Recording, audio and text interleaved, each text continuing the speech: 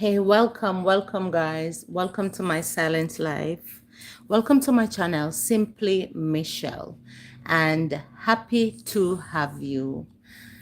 Yes, so thought of today is to focus,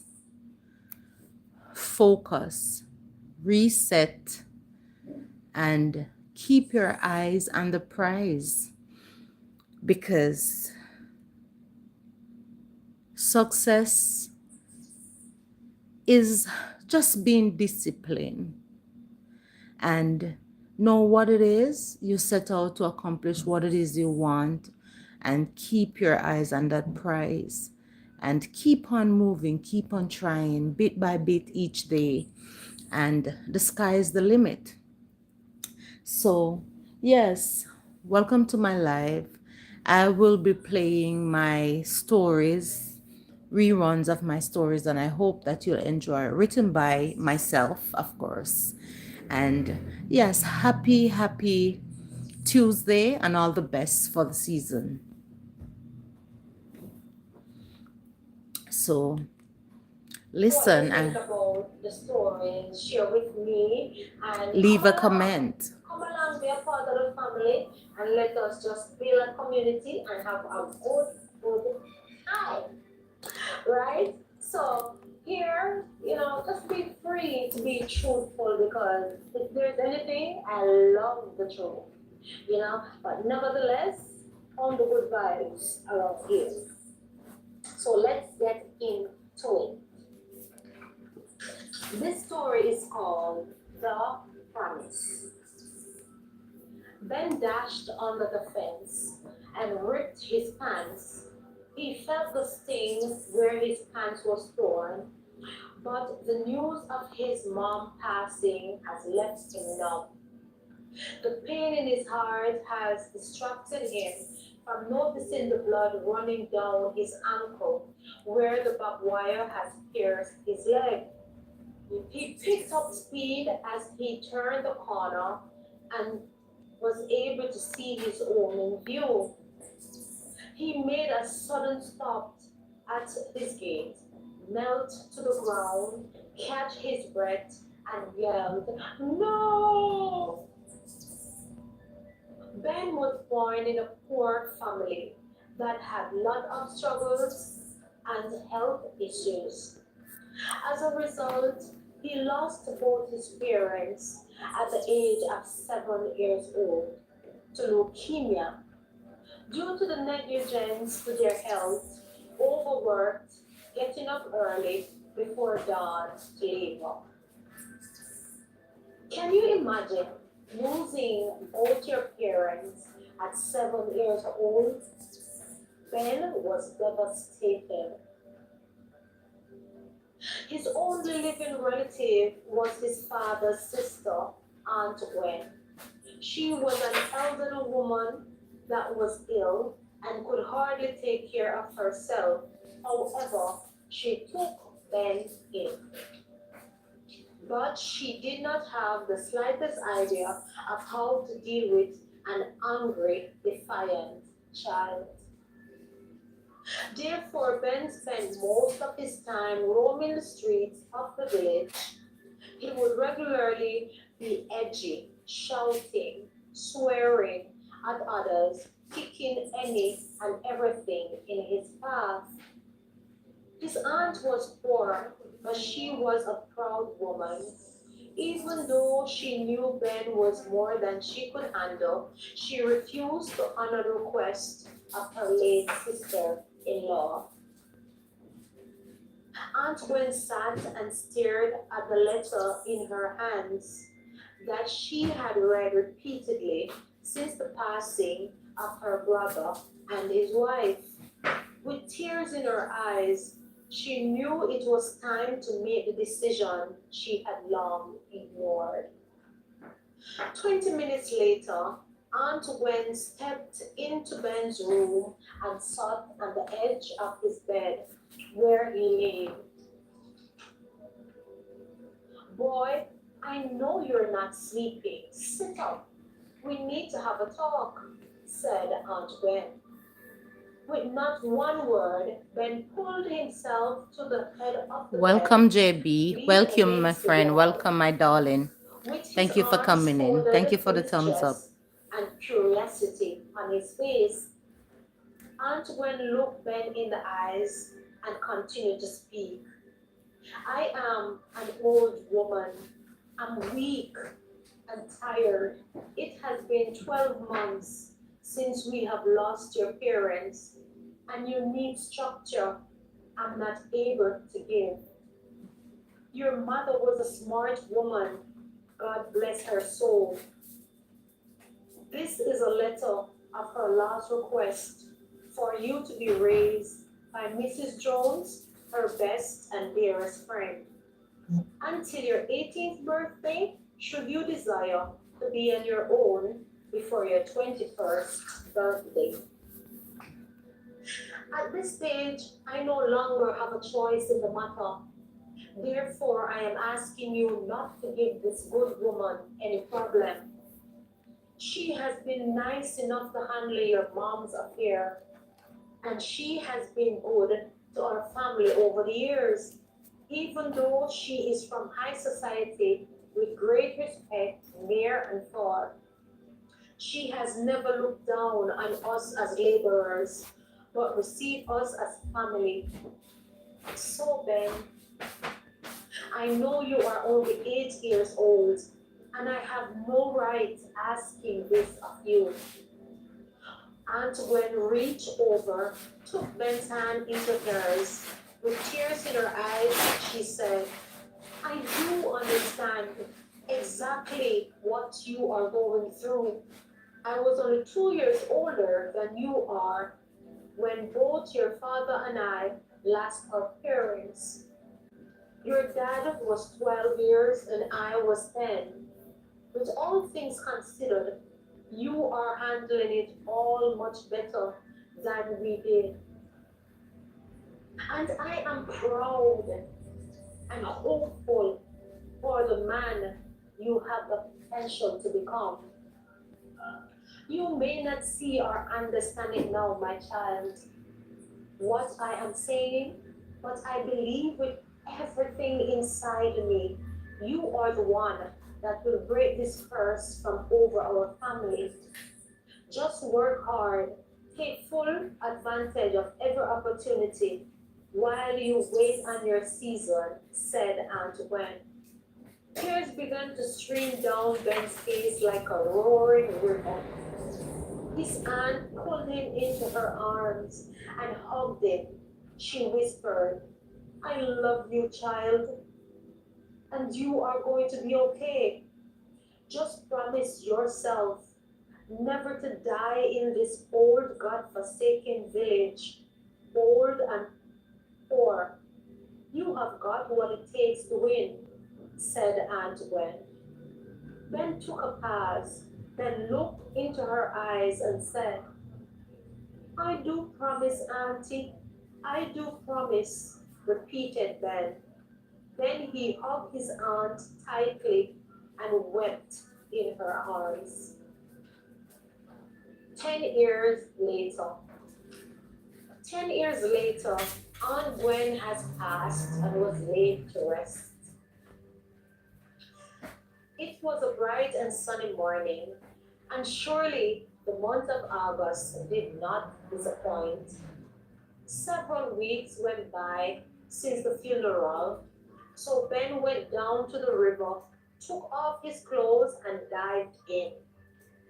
The river was a place of refuge for Ben, where he'd take his early morning swim and sometimes hide away to read. He loved books. As a result, over the years, the Joneses got him a wide range of medical books he enjoyed. Suddenly, a rush of peace filled Ben's heart. He looked at how far he has come. It was time to put his dreams into action, Ben thought to himself. The promise he made to his aunt has never left his mind. Ben dreamed to become a doctor, has become his passion. So he decided to study harder and be more involved in the clinic, like Mr. and Mr. Jones have asked him to. The Joneses has been a tower of strength for Ben.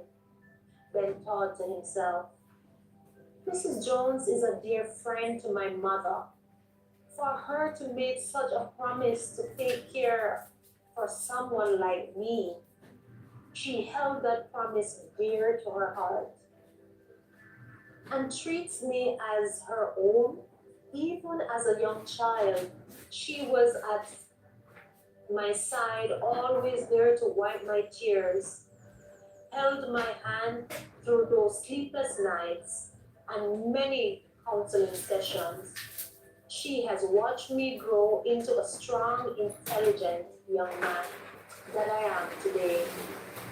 Even though Mr. and Mrs. Jones have no children of their own, they chose to love me, and every opportunity that they were given, they encouraged me to dream bigger. Although the Joneses were well off, some would consider to be filthy rich, they taught me to work for what I wanted, because nothing in this life was for free. And I appreciate that a whole lot. Because in a hard working man's life, there will be seasons. And in the season that the Lord had provided, he should spread his wings and make use of every opportunity, said Ben. Mr. Jones had not taught Ben anything he himself has not practiced. And those practices over the years have led him to become a successful and proud owner of many real estates in the city and also his very own clinic. He is a good man. He have oftentimes give back to the villagers his time and support. His hope is that Ben would one day take over his clinic. However, he will not impose it on Ben. Mr. Jones is hoping for it to be a mutual understanding. Even though he have always dreamt of having a son of his own, but for whatever reason, the Lord had found it fit that that wasn't in the cards for him. Mr. Jones found it joyful and peace in knowing that they had been under their roof, take care of him, to groom him, and help him to find himself in this world. 3 years later, 3 years later, Ben was pacing the halls. It will be his 21st birthday in the next 24 hours. Whenever he began to feel impatient, he could hear the voice of Mrs. Jones in his head speaking, "Patience is a virtue, son. It would do you good to exercise it," she would say. And she would say, the lone grin on her face. Soon Ben realized he was standing in front of Mrs. Jones in the kitchen. "Good morning, Auntie," said Ben. "When will you get used to calling me Mom?" said Mrs. Jones. Ben kissed her cheeks and turned her around in a dance, then rushed straight to the freshly made pancakes waiting for him. Mrs. Jones was a very smart and wise woman. She knew there was something bothering Ben. She heard him pacing the halls in the way of the early morning, and he seemed edgy just a few minutes ago. She thought to herself, there is no way she can keep putting off talking to Ben. His parents have left something important for him, and she needs to let them know. However, this is something over the years Mrs. Jones have been trying and dreading his 21st birthday to give him this news. Now, guys, This is where we are going to leave you for now. However, stay tuned to hear what is this that is so important that Mrs. Jones has to say to them. What is it that he's dreading? Why is he dreading it? And how come? How come she was able to keep this away from Ben for so long? So stay tuned for the next video where you'll find out all the answers to these questions. And you have made it so far in video. So remember to thumbs up, share, and also if you have not yet decided to subscribe, what are you looking at? What are you waiting on? Alright, so thank you guys once more for being here. Love you.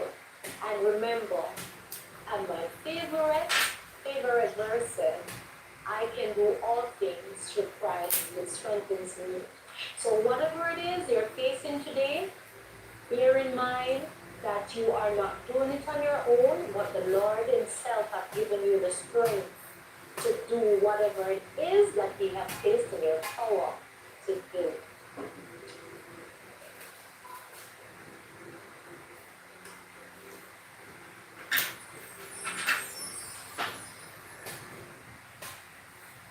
Hi guys, welcome to another video. Happy that you guys have tuned in. Thank you for all those that have subscribed. For all those who are watching but haven't yet decided, stay tuned. And I'm hoping and praying that as we go on, you get to understand and know me better, then you will make that decision to subscribe, stick, and stay with us. Oh God, I've been so good. And I'm so grateful. You know, first of all, let us take a minute and say thank you, Jesus. Oh, thank you, God. Yeah, because, you know, I felt the warm reception that you guys, have been giving me, and I'm grateful, and I'm praying, and I'm trusting that the Lord will continue to inspire me to write these stories, build that community, and be a voice to record. Alright, so thank you guys. I noticed that some persons, have been texting me one away and saying, good job, Michelle, keep up a good job or whatever. But I just want to encourage, and I thank you by the way, but I just want to encourage you guys that those comments that you are sending via WhatsApp or Messenger, to text them on the video. Yeah, man, text them on the video as you watch them because it does help the channel. Right. So of course, Mrs. Jones was in a dilemma in the last video. So today we want to find out what it is that she was in a dilemma. Why is it that she find it so intimidating to relate this news to? Right. For those who are just coming in, we are reading the book called The Promise. That is originally written by one. So let's get into it and see what Mr. Ben is up to and what it is that Mrs. Jones is so intimidated by the deliverance news today. Alright, so let's get into it. 15 minutes later, I'm here, said Ben, with his mouth filled with pancake. Son, really?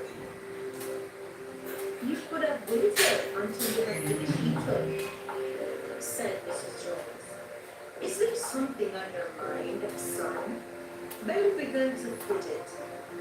Auntie, you have been more than model to me, and loving more than words are allowing me to express. But lately, I have been feeling it's time for me to leave the village. It's my dream to attend a university overseas, whether it be England or the United States. Now, I know you and uncle have no problem to help me to do so. But like I have said, I have expressed repeatedly, I can't take your money. because you both have done so much already, and my pride just will not allow it. I know you both are not easily abusive, the help, but it sometimes seems, it's hard. It's something I must do. Also, I made a promise years ago to myself not to die here in this village, said Beth. Shh, whispered Mrs. Jones. She placed a finger on Ben's lips. Now, son, it's my time to speak. Try as you may, be proud or not. There is no way you are going to leave here for university empty-handed. 14 years ago, before your parents died, your dying wish was for me to take care of you.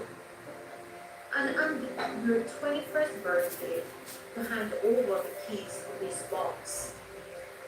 I know tomorrow you'll be 21. However, does a day really make any difference?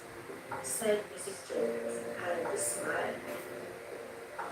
She handed Ben the box and wished him happy birthday on the behalf of his late parents. Ben pulled open the box. He took out the content and his eyes widened. Nothing would have prepared him for what he had found inside. Ben was dumbfounded.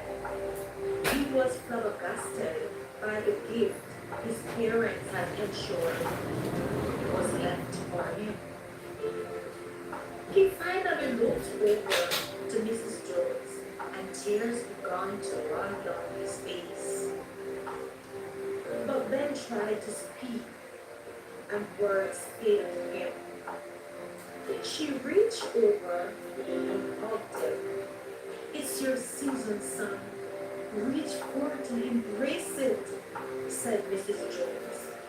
It took a while for her to comfort Ben. This is millions of dollars in once, Ben said repeatedly. Who? When did this happen? Ben asked. Your mother was a wise woman, son. It turns out that it was due to the negligence of Bob's corporation and their improper way of getting rid of the waste and poisonous chemicals have caused many of their workers to fall ill. As a result, all affected persons have filed a lawsuit against the company. It took a while, but the affected workers had won the case.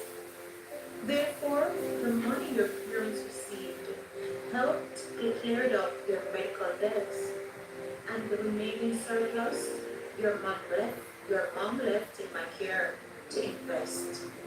Over the years, the investment was a success, as I promised your uncle and I, we invested the best way we saw fit. We put it aside until now for you to start a fresh life and complete your studies and accomplish your dreams. So you see that in life, if God is making you wait, then there must be a purpose and a season and a reason, said Mrs. Jones. So wait a minute, Auntie.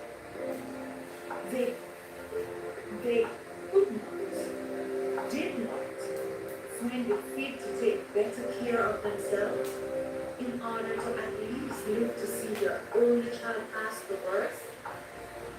Now what? I should just ride off in the sunset and be happy that they have sacrificed themselves to death to leave me wealth. For what? A better future? Can't you see how morbid this situation is? Said Ben, and shook his head in wonder. Yes, God is sovereign. We know that.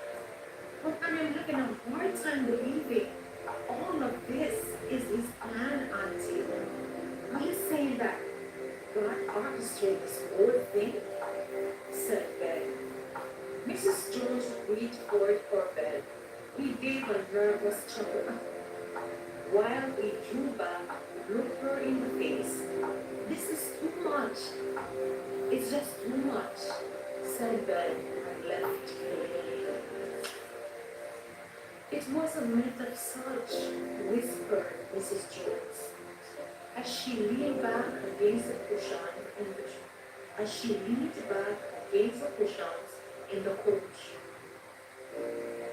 Mrs. Jones knew only too well that Ben missed his parents, and the hurt he felt led to him lashing out. She has spent her adult life making her own choices. She has considered herself the luckiest of female, because her family had allowed her to do so. Perhaps that was why it felt so unbearable to force Ben in a path before he was ready. Or maybe it was the way he said it. It made her feel strange, although it was not anything more than she already knew. Good morning, dear. How did it go with Ben? So sorry I wasn't around yesterday to assist, said Mr. Jones. Would you care for a cup of tea? Asked Mrs. Jones. Yes, please. Just a cup of coffee. I have an early patient this morning. I will grab something to eat when I reach the clinic, said Mr. Jones stiffly. It went that bad? Mr. Jones inquired. He was never the most talkative husband, so she appreciated him trying to have a conversation. She moved over to him, staring in his clear brown eyes for a moment. Before her gaze landed on his lips, she reached forward and kissed him again. He tightened his wrist, reassured her it was all worked out. Said Ben as he cleared his throat and entered the room. Good to see you this morning, son. Happy birthday, by the way, said Mr. Jones. Thank you, Uncle. Aren't you running a bit late? Asked Ben. Matter of fact, I am. See you at your usual hour, son, he said, and left for the clinic. Would you care for tea or coffee, son? Asked Mrs. Jones. I would be happy to have a cup of tea, Auntie, he replied, as he cleared his throat, then tugged at his collar as if it had suddenly gotten too tight. I must apologize for my behavior last night, he said gently. I have no right losing my temper the way I did. You have taught me better. I am sorry, said Ben. Mrs. Jones looked him in the eyes as she nodded, accepting his apology. I have been thinking, what are we doing for your birthday today, by the way? Asked Mrs. Jones. Auntie, you know I'm not fussy about my birthday, so simply homemade meal will do for me, answered Ben. As he recoiled, expecting to be hit. We need to get started on that cake, said Mrs. Jones. Ben was visibly startled by her sudden turn of conversation, so he nodded quickly and watched her leave. 20 minutes later, Ben was sitting under his favorite mango tree by the river, once more trapped in his thoughts. I knew I should not have been so angry about the inheritance my parents left for me. In fact, that was brilliant of my mom, coming up with that plan. Nevertheless, I wish they were here. I miss them all so much. I can hardly remember what they looked like. Ben thought about it for a moment, and suddenly He felt tears running down his face. God, exclaimed Ben and chuckled. "Oh, this is why I can't stand my birthday. Every year it comes around and I'm a mess." In order to relieve the stress, Ben took off his clothes and dived in the river, butt naked. Ben came up for air as he heard something and saw a shadow briskly move behind the mango tree. "Is there someone there?" asked Ben. No one answered. "You know, I saw you, so you can at least pass me my pants, please?" Ben asked. She stepped towards him and handed his pants. He grabbed it. His eyes hit hers, and she realized she had been staring at him, mesmerized by the structure of his build. Her lips parted with surprise. She wanted to look away, but she felt compelled to continue staring. She stammered while her face turned red at having been caught, but somehow she could not move. She stood there, transfixed, breathless, as a strange heat spread across them. Ben was 6 feet away at the very least, and it felt as if they were touching. Ben cleared his throat nervously. "Can you please turn around? I need to get dressed." She thought she heard him whisper, still transfixed. She saw his lips form the words, but not actually heard his voice. Then suddenly the moment was past, and she quickly turned her back, allowing him to get dressed. For a moment, Ben said nothing, and then finally he walked over to her. "I am Ben. I hope I didn't scare you earlier.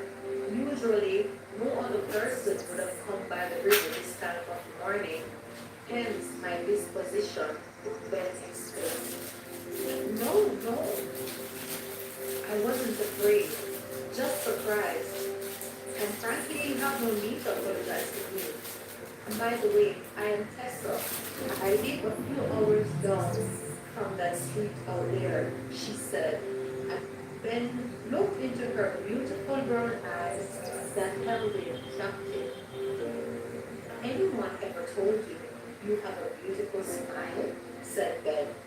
"More time than I care to remember, but for some reason, it feels good hearing it from you," replied Tessa. Hearing she got that compliment a lot upset Ben. He knew it was silly of him, since they had only met a minute ago. Nevertheless, he felt annoyed with himself and being able to control his feelings and what he was experiencing. Dear God, she's gorgeous. Simply breathtaking. The thought brought a smile to his lips. Meanwhile, Tessa leaned forward to remove a piece of dry leaf that was stuck in his hair. Ben's heart began to race. It felt as if it was about to jump out of his chest, not able to control the intensity of it all. He leaned in and kissed her on the lips. She somehow felt the strength to pull back and slapped him in the face. She felt her eyes wide open with surprise. I'm so sorry. I didn't want to stop you. It's just. And she paused. "Don't apologize," he said, instinctively, smoothing his face where she felt the slap most. "I am the one who should be apologizing. And by the way, I'm so sorry, Tessa.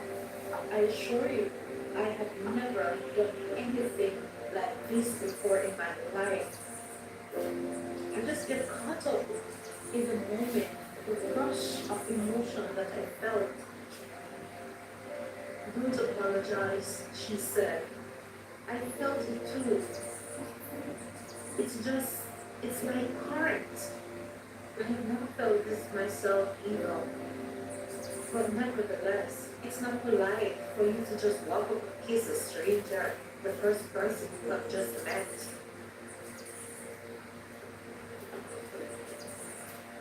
And guys, this is where we leave you for today in the video. And don't be afraid, like I said, to share your thoughts. And by the way, what had happened to them? And who is Tessa? And don't you find it strange? And all of a sudden, there is this young lady that we want to met a minute ago. Guys, listen, I can't wait to get into the rest of the story in the next video. So, we've reached the end of this video.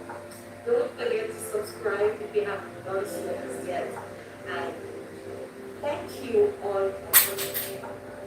The thought for today is if in life, you're going through something and it seems way too much for you to comprehend and to really feel that how can God do this and where is God in the situation? Just know that God will not give us more than we can manage. And also, it did said in the good book, in everything to give thanks. So, like I always said, Philippians 3 verse 13, I can do all things through Christ who strengthens me. So you may feel as if you just can't manage, but definitely just be hopeful and trust in the Lord because He has given you that strength to persevere.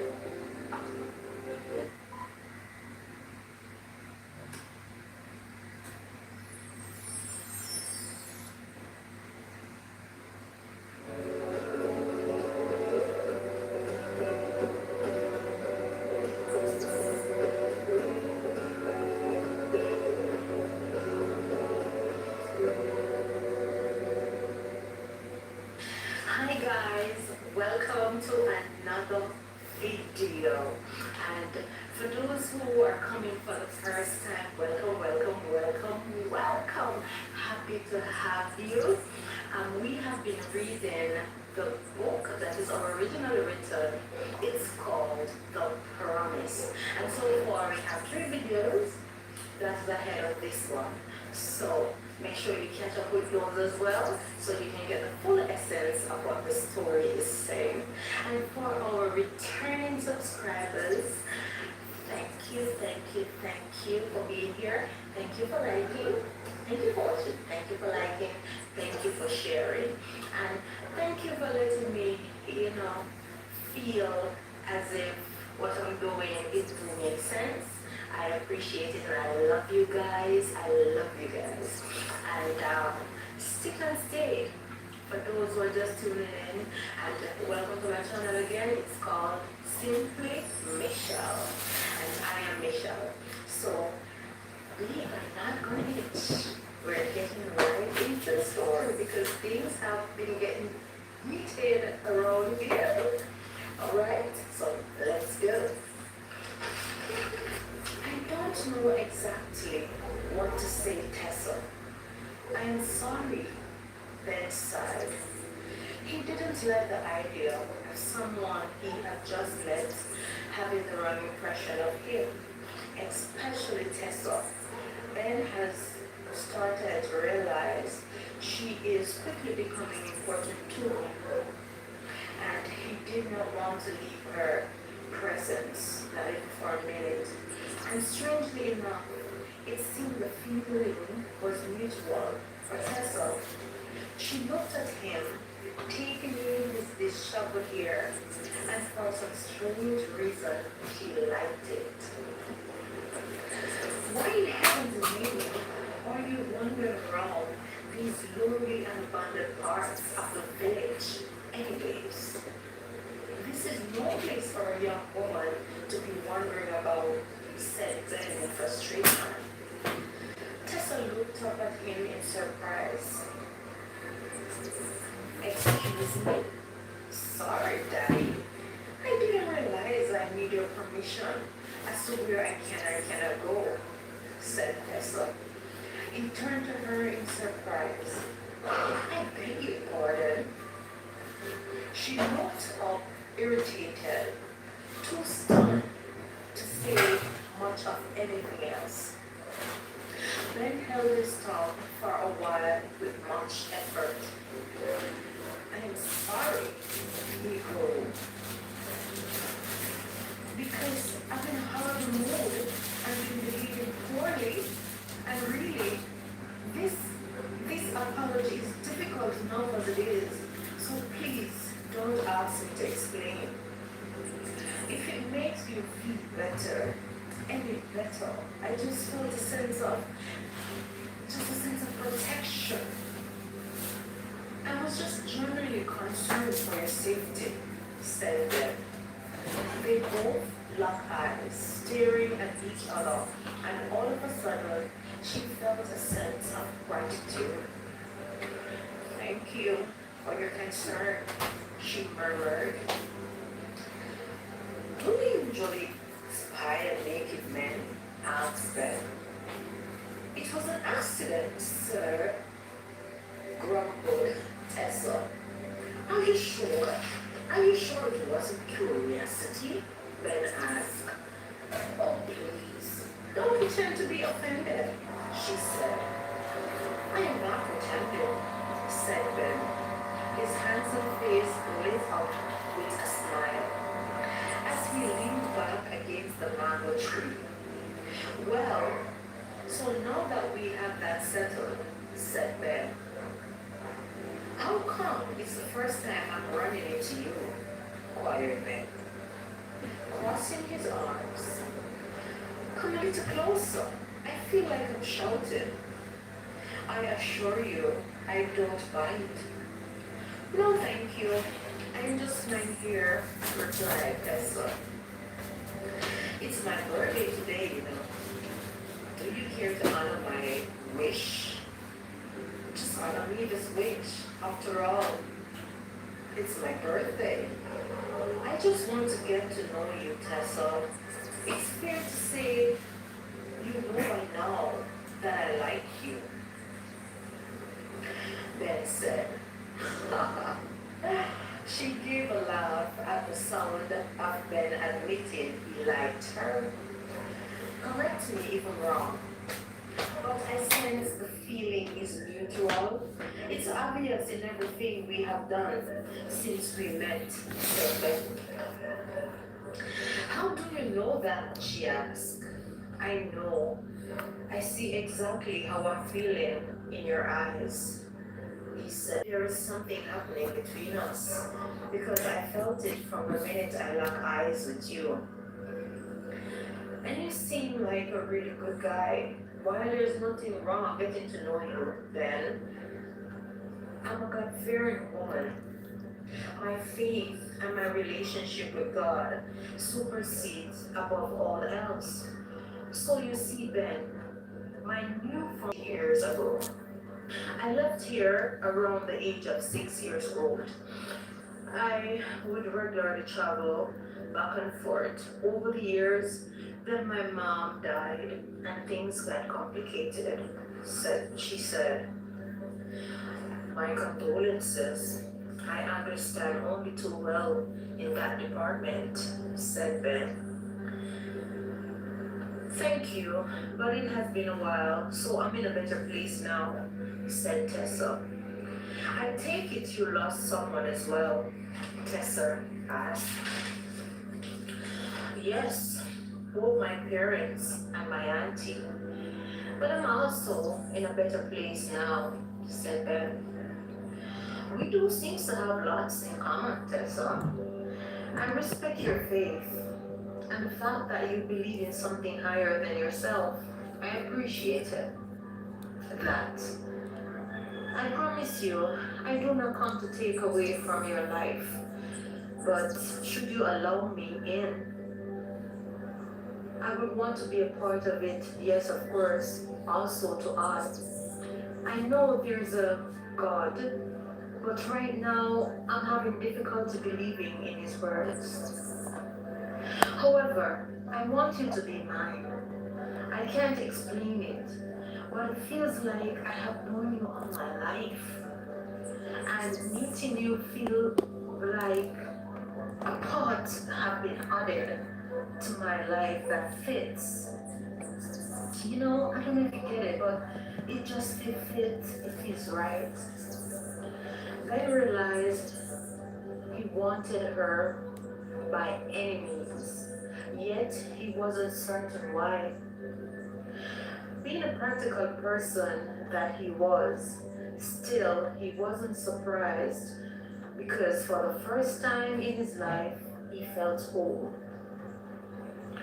You're not listening to me, Ben. What do you mean by you are having difficulty believing God's words? Asked Tessa. Just like it sounds, Tessa, it's basically self-explanatory. I had a tough childhood. My whole family have just up and died and left me as a child. Your mom has passed as well, leaving you as a child. All these cruel things keep happening to good people. So where is God when his word promised never to leave nor forsake us? That same word went on to say, according to your Bible, Philippians 4 verse 19, God will supply every need according to his riches in glory. What about the poor man that worked so hard but get but little pain? Tell me, Tessa, where is he? How about the single mother who have 3 or 4 jobs just to let ends meet? While their husband behind bars, trying to prove their innocence just because of the color of their skin? Talk to me, Tessa. Where is God? I understand your anger, Ben, but your anger is misplaced, don't you think? God is sovereign. His sovereignty is essential to who he is.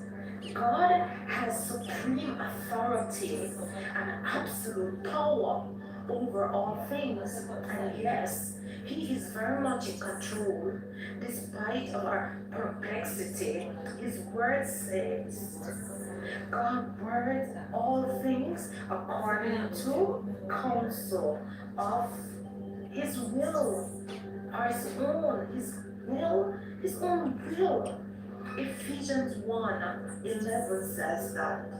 Since you're quoting scriptures, I guess after all you do know God or something about him. I can tell that you have been through a lot of things, the way you speak, a lot of hurt. But have you ever thought to try and talk to God? All these questions you have posed to me, how about you trying to take them to him? I assure you, he will listen. He did say a broken and a contrite heart he will not despise. And then, God is not a man that he would lie. And the answer to your previous question is yes. You know what? Yes. I would like to know you better. Because all these massages you're putting up, it seems to me that you do know of God. So why are you trying so hard to be so angry at him? So, yes, I would like to get to know you. Only not with the motive you have in mind, but as a friend. However, I have to go. I've been here for a while and, I have some stuff I have to deal with. So I have to go. No. But I would like to pray for you or with you, if you don't mind, asked Tessa. You know what, Tessa? I just remembered something he said rather stupidly. In his opinion, He didn't feel like prayer would change anything. Tessa raised her brows in surprise. I'm afraid I can't right now. I didn't realize how much the time has slipped away. My family is having a birthday dinner for me, in a few hours. How about you come by and do it then? You can pray for me then, said Ben. Are you inviting me on a date, Ben? Tessa asked with a question look on her face. Because if that's what you're trying to do, that was a big fail, said Tessa. It seems useless to deny it, so Ben just nodded with a boyish grin. He was a kind, seems charitable, witty, intelligent, and passionate man. All the qualities Tessa was looking for in a husband, but he seemed to lack the main thing that she desired. And she promised herself not to compromise. I want my husband to be kind, patient, and loyal. I must be able to trust him with my heart. Yes, but most of all, he must be a man that fears God. Bottom line, that is non-negotiable, said Tessa. Ben acted as if he actually liked her and enjoyed her company. And truth is, maybe he did. That was actually the brutal twist of it all. As he was making her love him, causing a small part of her to think she had the right to dream about him or be with him. At that point, inevitably, Tessa had to remind herself of the truth of the situation, and it hurt her deeply to the core. Ben tried to move closer to her. No, Ben, she protested. I know you are not the kind of girl that give yourself to anyone, said Ben. His words caused her to laugh faintly. How would you know that? How would you know that? Asked Tessa. It explained itself. To be honest, I see it in the way you move, even the way you express yourself. And yes, I know I am lacking faith, but I'm willing to give some more thought into all you have said, even about God. She looked at him in surprise, but Ben continued to speak. So please, come to my birthday dinner tonight. Ben reached into his pocket and handed her his card with his number. Call me if you change your mind, said Ben.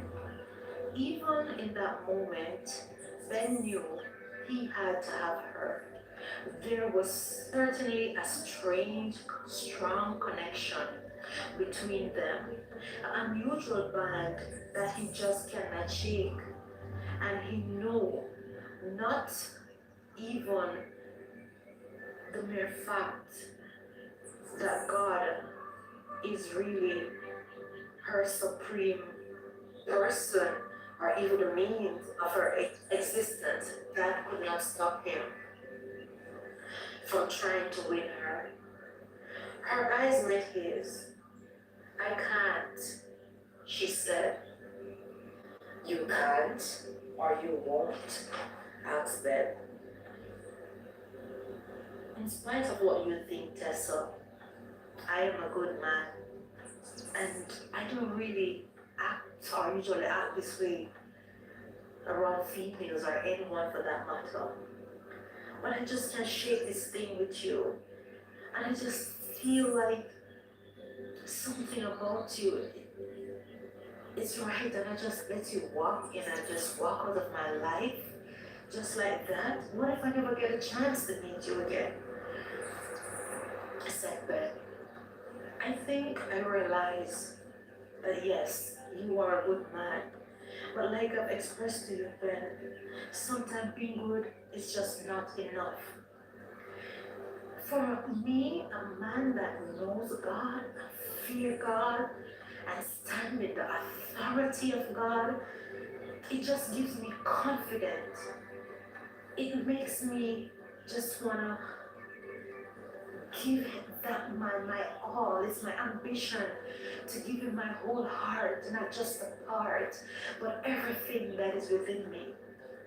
And yes, I cannot deny that I felt this strong connection with you, even though I've only just met you, and it's frustrating. It's frustrating like heck, because I've never felt this way about anyone before, Ben. But like I said, my faith in God is non-negotiable. And I do promise myself never to compromise. No, not that. I have to go. I have to go. She said, and quickly stepped past Ben and dashed for the streets. Tessa, wait a minute.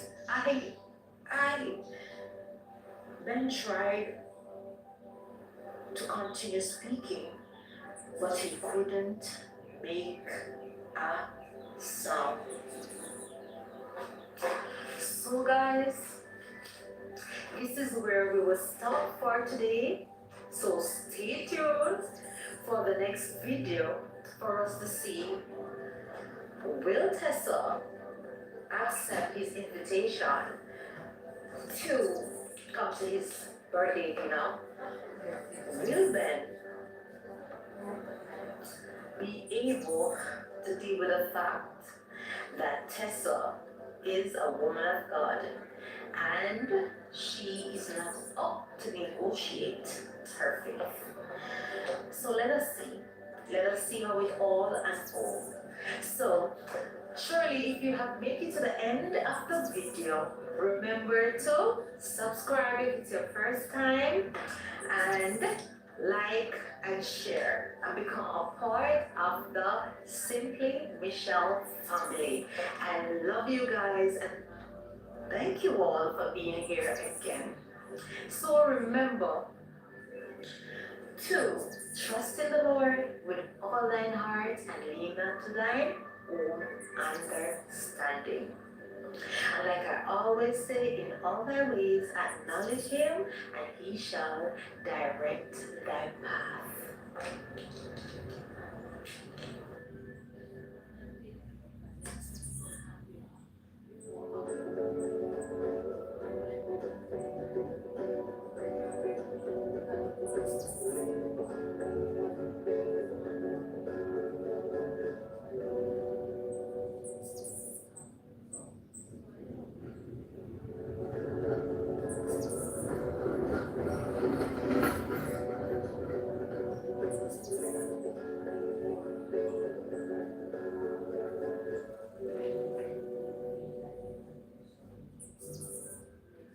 Hi guys, welcome to another video.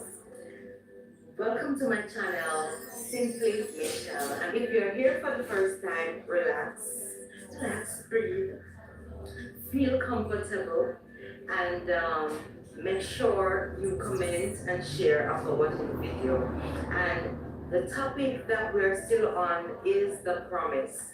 And we have 3 videos that is ahead of this video, so ensure that you catch up also from those videos so you can know what is happening. And for those who are returning, welcome, welcome, welcome. And thank you everyone that have been subscribing, commenting, and sharing. I appreciate you guys for supporting Simply Michelle. And today we're not going to stay long, we're going to get on right on into it.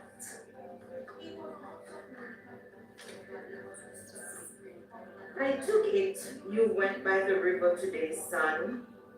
What gave it away? Asked Ben. You didn't turn up at the clinic. And I know on a day like today, that's the only other place you would have been due to the situation, said Mr. Jones.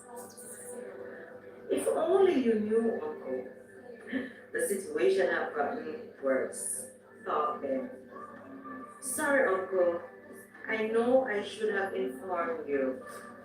I wasn't going to be in today. I just needed some time alone to think, said Ben. He sighed.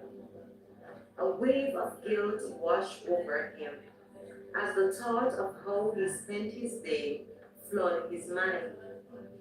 He glanced out the window, wondering how Tessa didn't call. Mr. Jones moved closer to Ben, placed a hand around his shoulder, and hugged him for comfort, and said, Is there something you wish to share, son? You look unsettled, a little more unsettled than usual. No, Uncle, said Ben. You know I'm here if you need me, reassured Mr. Jones. Uncle, how did you know Auntie was the one? The woman you wanted to be with for the rest of your life? Asked Ben. Well, it's difficult to sum up in one word, but I just felt it in my heart, and I just could not get her out of my mind and out of my thoughts. So I had to do something about it. It was much simpler back then. I asked her on a date, and she said yes, and the rest was history.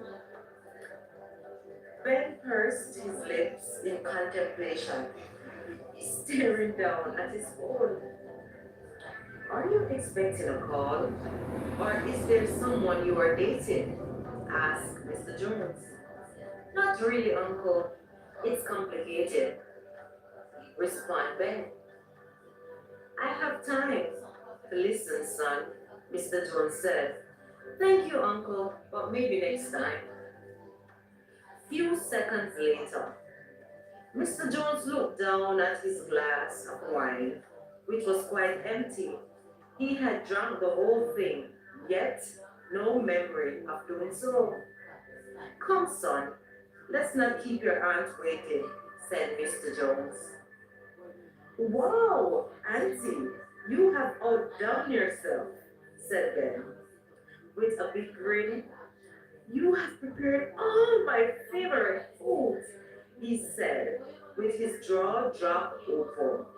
Surely you expect nothing less, son, respond, Mrs. Jones. 30 minutes later, Ben has come to the realization Tessa would not be coming to his birthday dinner, and his heart sunk.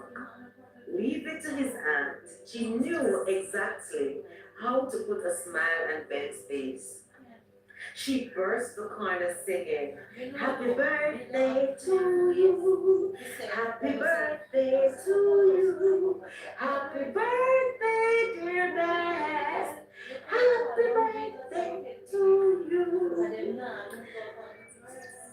So she said, Dear Ben, happy birthday, with his favorite cake in her hands.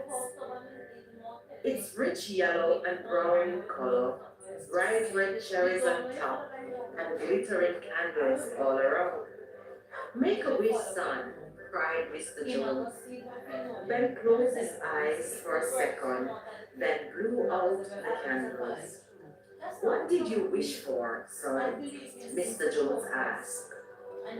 For the chance to meet Tessa again, Ben thought to himself.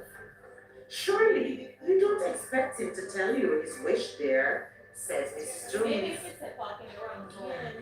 When it comes to pass, Uncle, I will surely let you know, he said.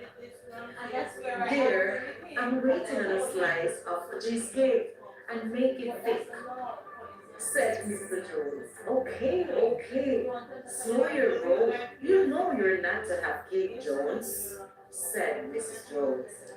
So why in heaven's name did you make it, woman? Mr. Jones asked. For Ben, of course, yelled Mrs. Jones. I have to go one day by something, murmured Mr. Jones. This is some really good cake, Auntie. Thank you for a memorable day, said Ben. He leaned over and kissed her. We have a special gift for you, son. However, it will not be totally ready to present to you until maybe after university. Speaking of university, meet me in the study when you are finished here. Thank you guys for the gift. And yes, Auntie, I'll be there soon. Ben thought to himself, what kind of gift will be taking that long? It must have been something really special. On the way to the study, Ben reached for his phone and realized still no call from Tessa. How foolish of me. Why didn't I ask her for her number? I should have known she wouldn't have called. It was strange to find a woman who had the potential to make him happy merely by her presence. I don't even have to see or hear her voice. Just the thought of her makes me feel excited. If this is not love, I don't know what is then. Ben looked to the sky and promised himself, I will find you, Tessa. I promise I'll make you love me, murmured Ben. Mrs. Jones heard Ben murmuring in the hallway upon entering the study. Who is Tessa? She asked Ben. He stared at her in silence. He opened his mouth to speak, but he was surprised. He couldn't make a sound, too flabbergasted to speak. Suddenly, it came home to Ben exactly what his uncle was trying to explain to him earlier, and it became clearer as he watched his aunt's expression. Finally, understanding the depth of his aunt and uncle's love for one another. Oh, I see. She must mean a lot to you, son, said Mrs. Jones. Ben nodded his head quickly in agreement, and she smiled and said, tell me about her, son. Ben looked at her in surprise. Why are you so excited about this, Auntie? Asked Ben. So, is her name Tessa? Where did she live? Who is her parents? Inquired Mrs. Jones. Ben heart sank. Are you feeling all right, son? What did I say? Did I say something wrong? She gave him an odd look and continued to speak. Surely you know I meant no insult. Right away, Ben knew he should have kept his mouth shut. Yes, her name is Tessa. We met earlier today. We basically spent the day together. We speak about so much, asked Mrs. Jones. Well, she didn't say she would or wouldn't come. You know, Aunt, we are so perfect for each other. But the deal breaker was her faith. She's committed to God, and dating an unbeliever is non-negotiable. Even though she had strong feelings for me as well, said Ben. Well, son, you have something to think about. She sounds like a wise and decent young lady. You must respect her decision, said Mrs. Jones. Auntie, I do. However, I feel so at peace when I think about her. I found it difficult to leave her presence, even though I thought that we had just met. I can't seem to get her out my mind, said Ben in frustration. Mrs. Jones responded by taking Ben in her arms and hugged him. So she decided to remain right by his side where she comforted him. It was a good feeling, a rush of emotion, remind her of the days she had just met Ben as a child.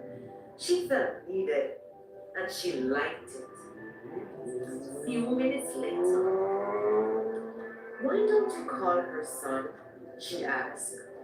I gave her my number, but didn't think to take hers. I was so certain we would have meet again. To make matters worse, we didn't share our last names, but I promise I will find her aunt. I just know it, reassured Ben. Well, now that we have gotten that settled, said Ben pressingly. Mrs. Jones smiled. She knew Ben would not let go until he has done his best at whatever it is he set his mind to do. Son, what university have you decided upon? Asked Mrs. Jones. She had already risen to her feet, opened the safe, before Ben could answer her question.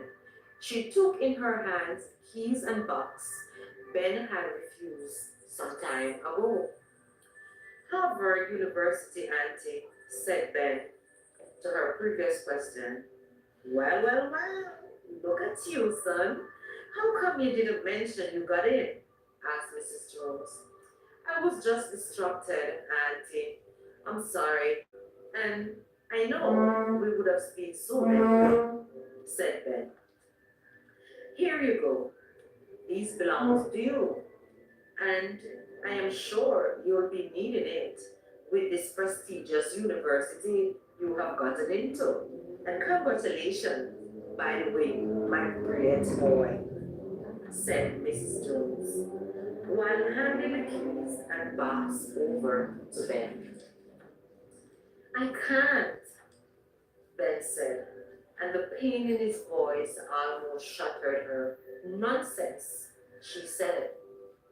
You have the power to do anything you want to do. Stop being stubborn. There is no need to make this harder on yourself than it already is. She ordered Ben. She grabbed his hands and said, it is time for you to forgive and move on. Enough time has wasted.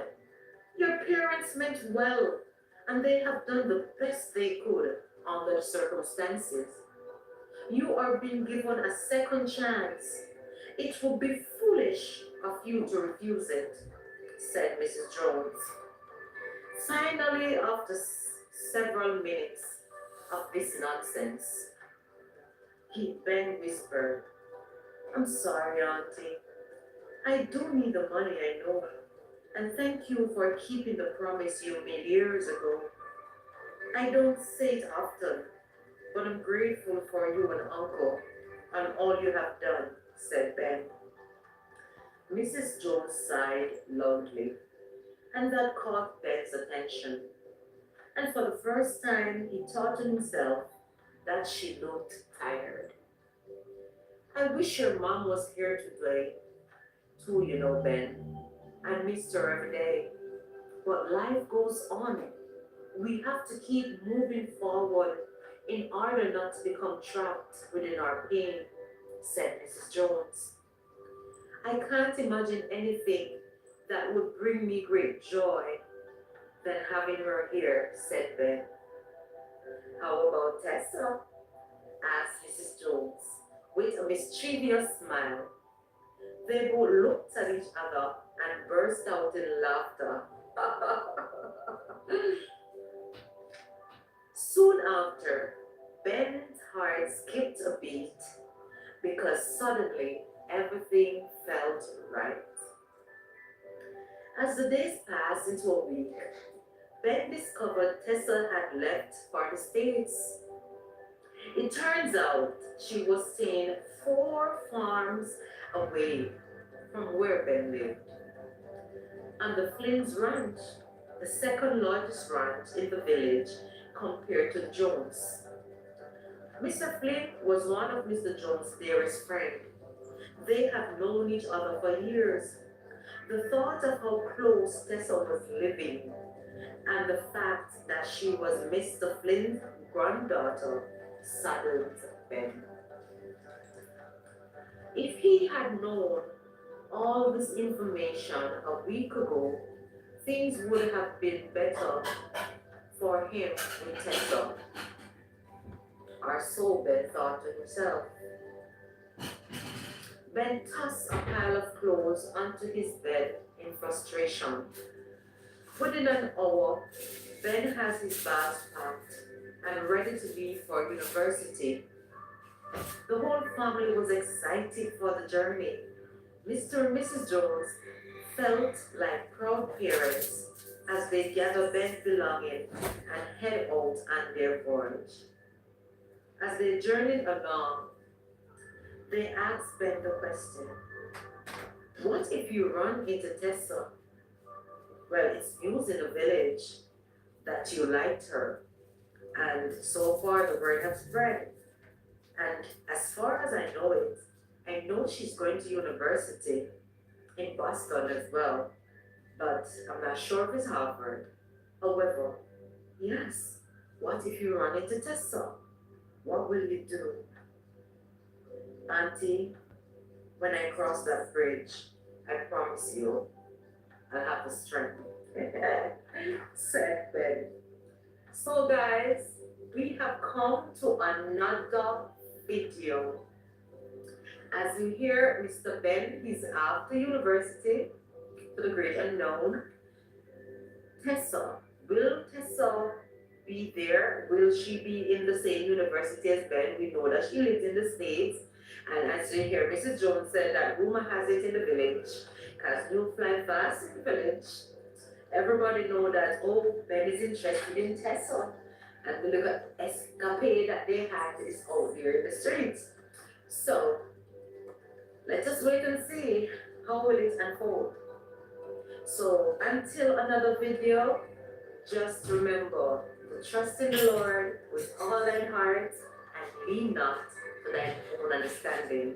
And if you have reached this far to the end of the video, my lovely friends who are just coming in for the first time, remember to subscribe, like, and share, and become a part of the Simply Michelle family.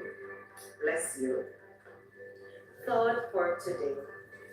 Slow and steady does it. The race is not for the swift, nor the battle for the strong. So whatever it is you're faced with today, and you may find yourself murmuring that you've been on it for a while and you haven't seen any result, and why is taking so long? Stop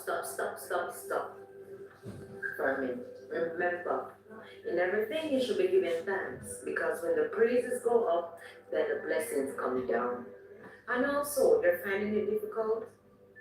As the scripture said, I will lift up my eyes unto the hills, from whence cometh my help.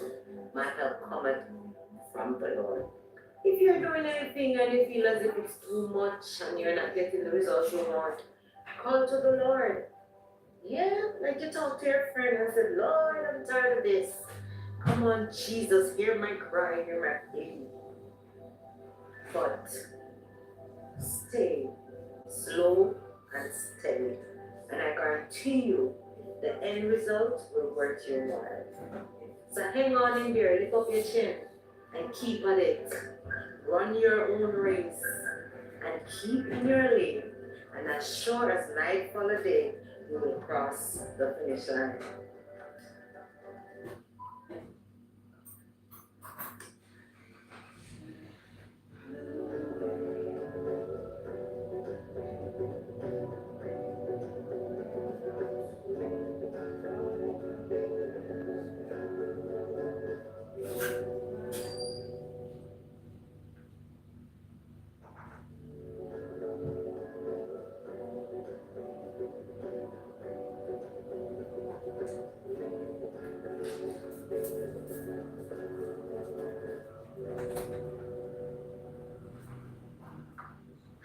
Hi guys, welcome back to another video. And if you're here for the first time, welcome. Happy to have you. Welcome to the Simply Michelle family. And if you're returning to watching the videos, we know that you're already welcome, and I hope you have been enjoying the story, The Promise. Right? And this story that I'm reading Of course, they're all written by moi. So stay tuned and don't be afraid to share your thoughts, on the video. Remember to share the video as well with your friends and your family. And thank you for being here. So let's go right into the story. The Harvard campus was breathtaking. The freshly cut lawn, green trees gives a sense of home, Ben thought. The high, strong buildings and people pouring in from everywhere, students and their family. Everyone chattering, posing for the camera. Ben, called Mrs. Jones. Get in and ask someone to take the pic. They took pictures until Mr. Jones and Ben got weary. All right there, that's enough, cried Mr. Jones as he and Ben wandered off. Boys, wait up, cried Mrs. Jones. Did you see that? She asked. What? Inquired Ben. The beautiful waterfront, said Mrs. Jones. It was even more breathtaking on the inside of the building. Harvard Medical School is a prestigious Ivy League medical school that's known for its excellence in education, research, and clinical care. With world-class faculty and groundbreaking research opportunities and a commitment to a diverse environment of bright, talented students. Harvard is more than a place to get an education. It's where students came to be transformed. It was a full week of activity planned for the students and families. So the Jones had property close by. As a result, they have comfortable accommodation until time to return home. Ben has no intention of staying on campus, so the Joneses' property came in handy for him as well. It was a beautiful sight. Ben and his family were suited in their burgundy Harvard t-shirts. Mr. Jones felt proud and happy to experience this whole ordeal with Ben. After all, Harvard Medical was also his alma mater. So it meant a big deal to their family. How are you enjoying being here at Harvard? Asked Mr. Jones. It felt so real, Uncle. Truly. It's a blessing being all able to attend one of the best universities in the world. Not to mention your alma mater, Ben said. Well, son, you have made me feel like one of the happiest men alive, beamed Mr. Jones. Oh, yes, teased Mrs. Jones, knowing exactly how blessed her husband felt. We must give the Almighty God the praise for all the trials He had brought us through to get here. Amen, agreed Mr. Jones. Ben turned and looked at them both. He thought to himself how blessed he was to have them in his life. Thank you, God, for coming through for me. You sure did this time around, murmured Ben. Everyone turned to look at Ben in surprise. What? I have to be fair. God has showed up, explained Ben. I'm glad you realize, son, said Mrs. Jones, and pat Ben on the back in approval. 2 weeks later. 2 weeks later, Ben has finally settled in his different courses and study groups. He had already made a few friends, Michael and Sam. They would frequently invite Ben to hang out and have a drink. However, he always ended up refusing, being a non-drinker with zero interest in alcohol. A sharp knock at the door broke Ben out of his thoughts, and he looked up in surprise, wondering who would this be at this time of the evening. Ben walked reluctantly to open the door. What took you so long? If I didn't know better, I would have thought you didn't want to let us in, exclaimed Michael. Well, it's no secret. I don't like it when others show up to my house unannounced, explained Ben. It's the only way we can get you to come out with us, said Sam. Don't you have any root beer or any beer or alcohol? This fridge is filled with every single thing except beers, murmured Michael, with his head pushed into Ben's refrigerator. Soon after, he turned with 2 energy drinks and handed one to Sam.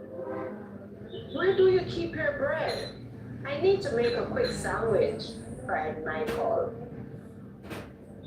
Seriously, dude, don't you eat at your place? Asked Ben.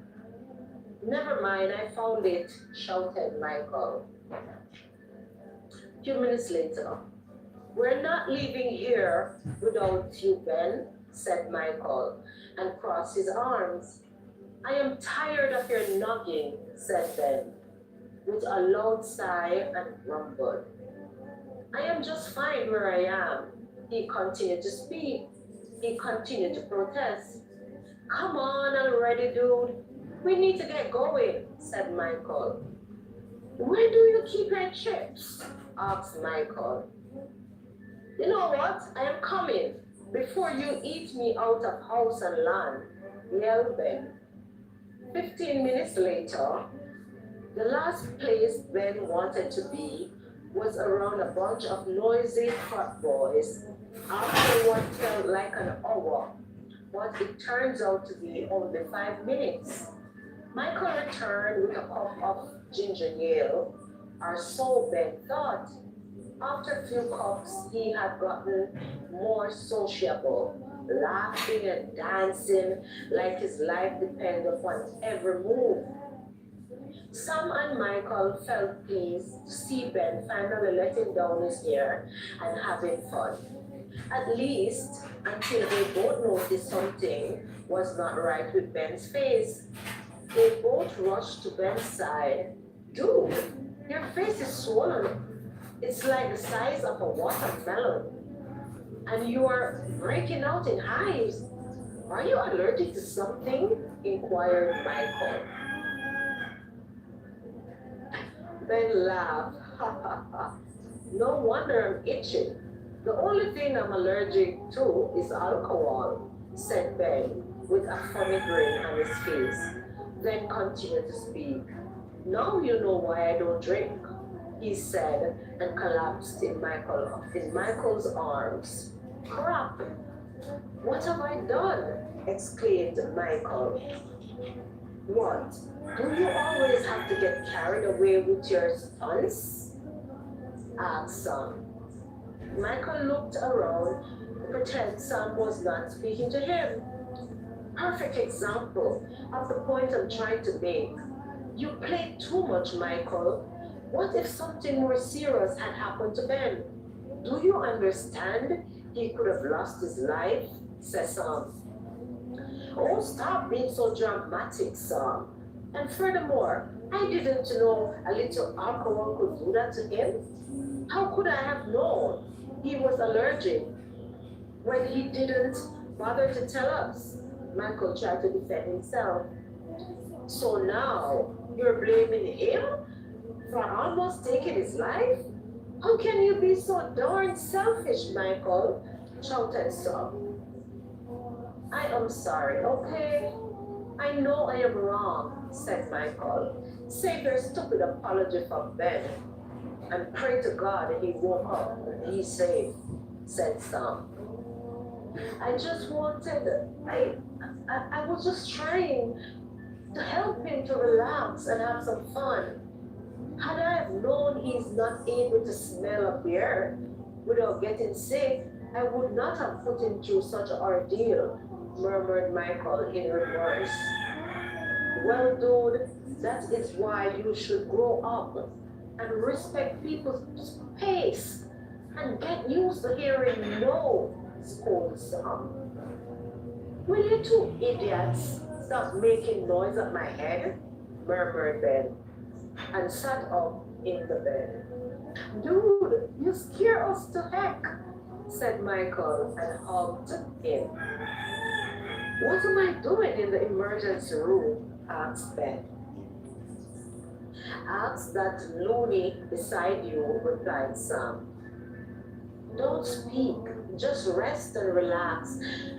I will fill you in later, murmured Michael, dreading exactly what Ben would do to him after hearing what he had done.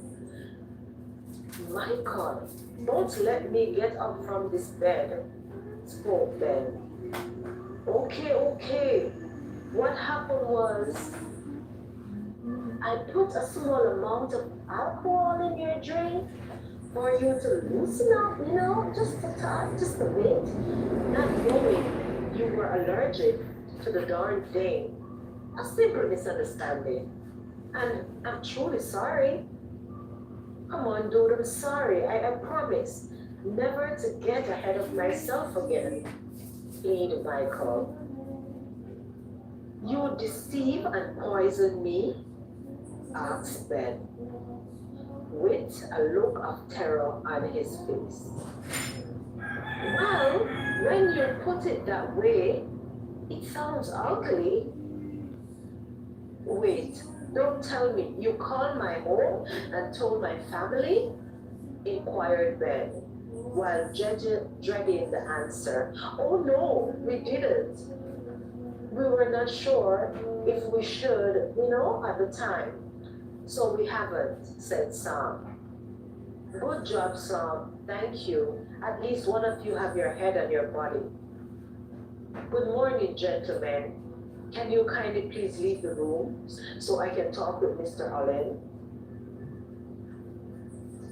No problem, sir, replied Sam and Michael as they gently tiptoed out of the room.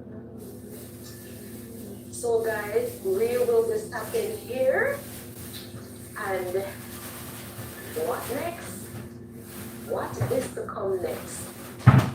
Now that Ben is in university and letting down his here, things are happening.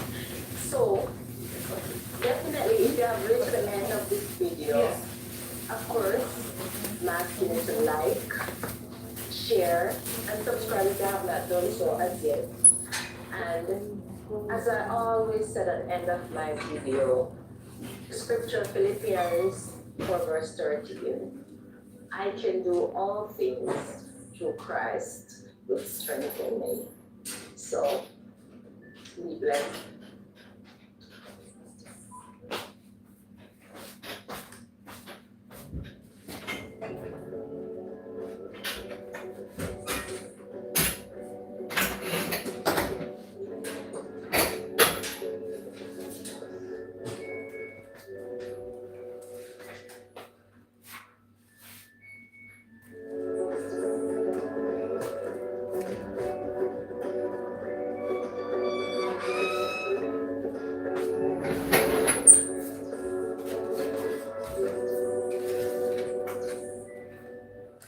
Hi guys, welcome to another video.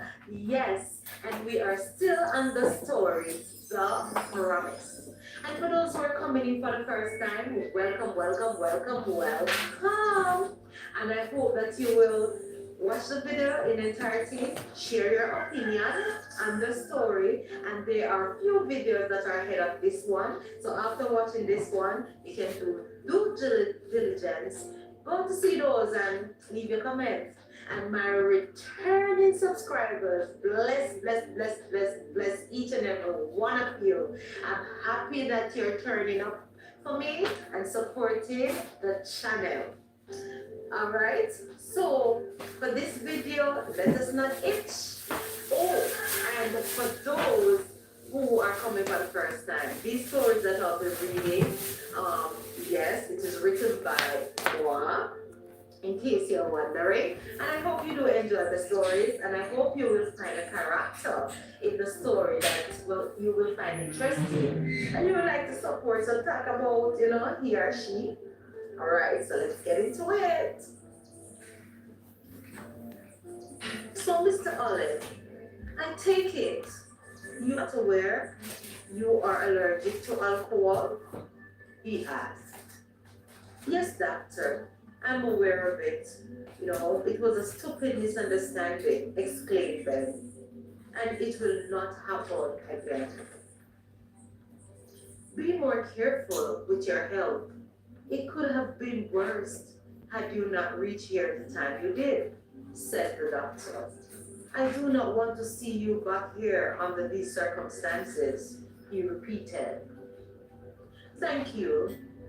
Thank you, most definitely, doctor, answered Ben. I also advise that you stay clear from any foods or pastries that contain any form of alcohol. Also, you are to stay away from grapes, hops, barley, grain, wheat, and yeast. Alcohol allergies are rare but can have serious medical consequences, including death. Mr. Allen, I am going to be frank with you. Being a student doctor, I am disappointed in your negligence to your health. I know you don't know, however, I know your uncle, Byron Jones. We have been best of friends for over 30 years. We attended the same university, shared the same dorms, sometimes the same bed. Need I say more? Asked Dr. Green. Ben nodded his head in guilt. Byron has asked me to look out for you. This time, I will let it pass by.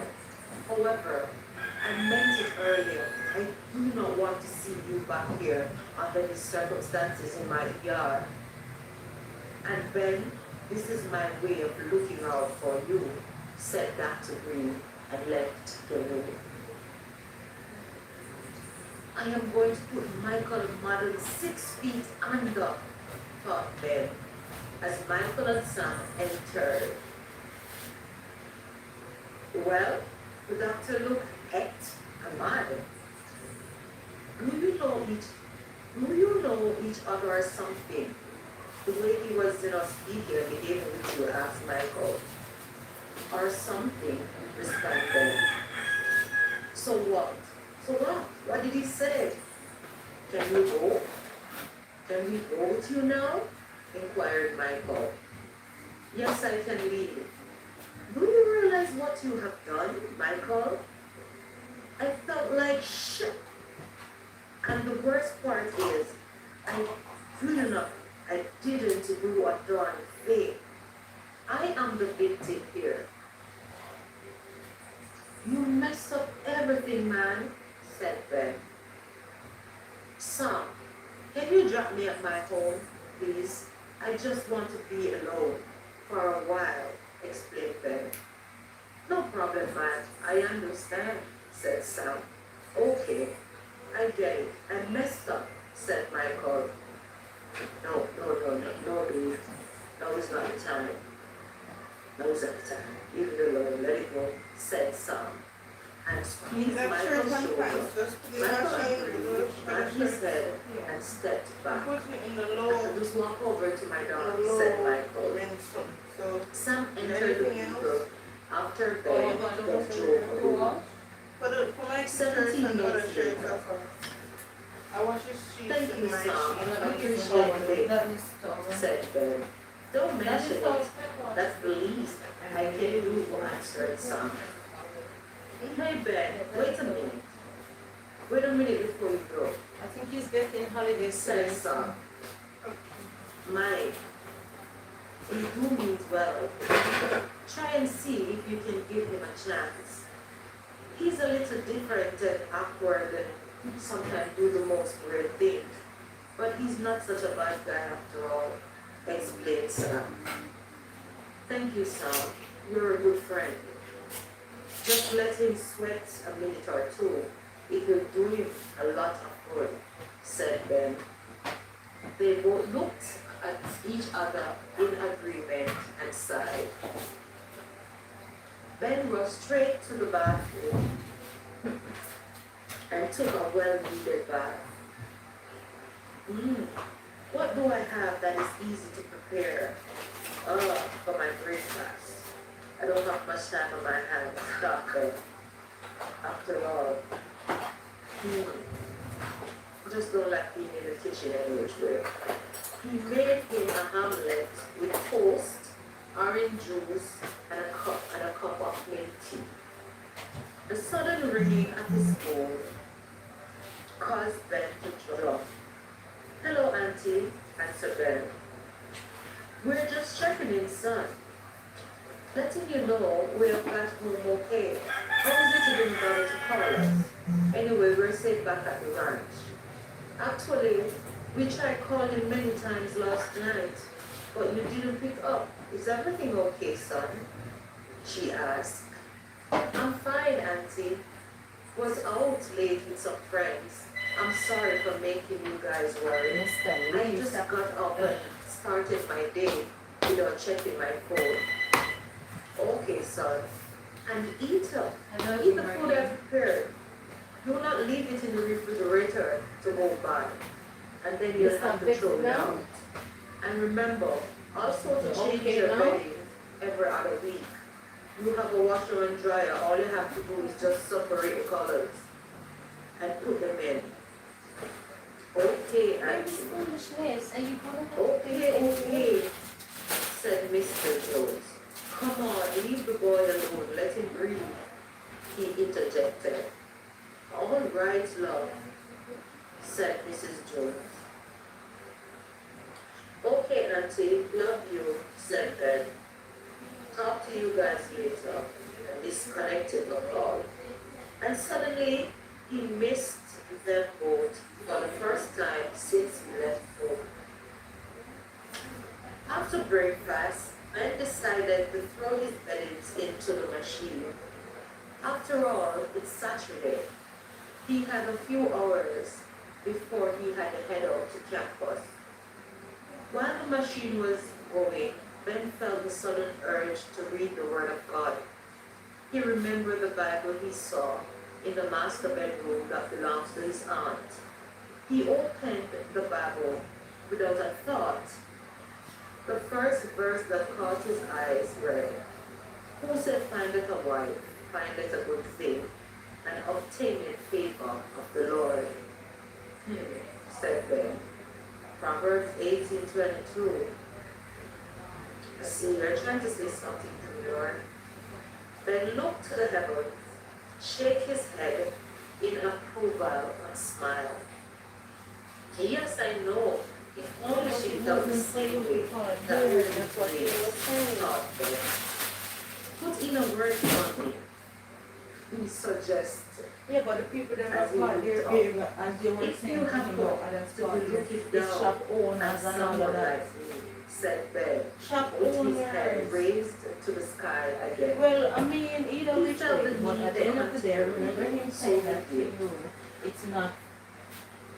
Ben was Let me surprisingly done. engaged in the word, not realizing his laundry was completed. Because you are being adamant about something that you are wrong about. You Instantaneously, weren't supposed Ben to fall came to there. a halt after reading. Thine own friend, thy father's friend, forsake not.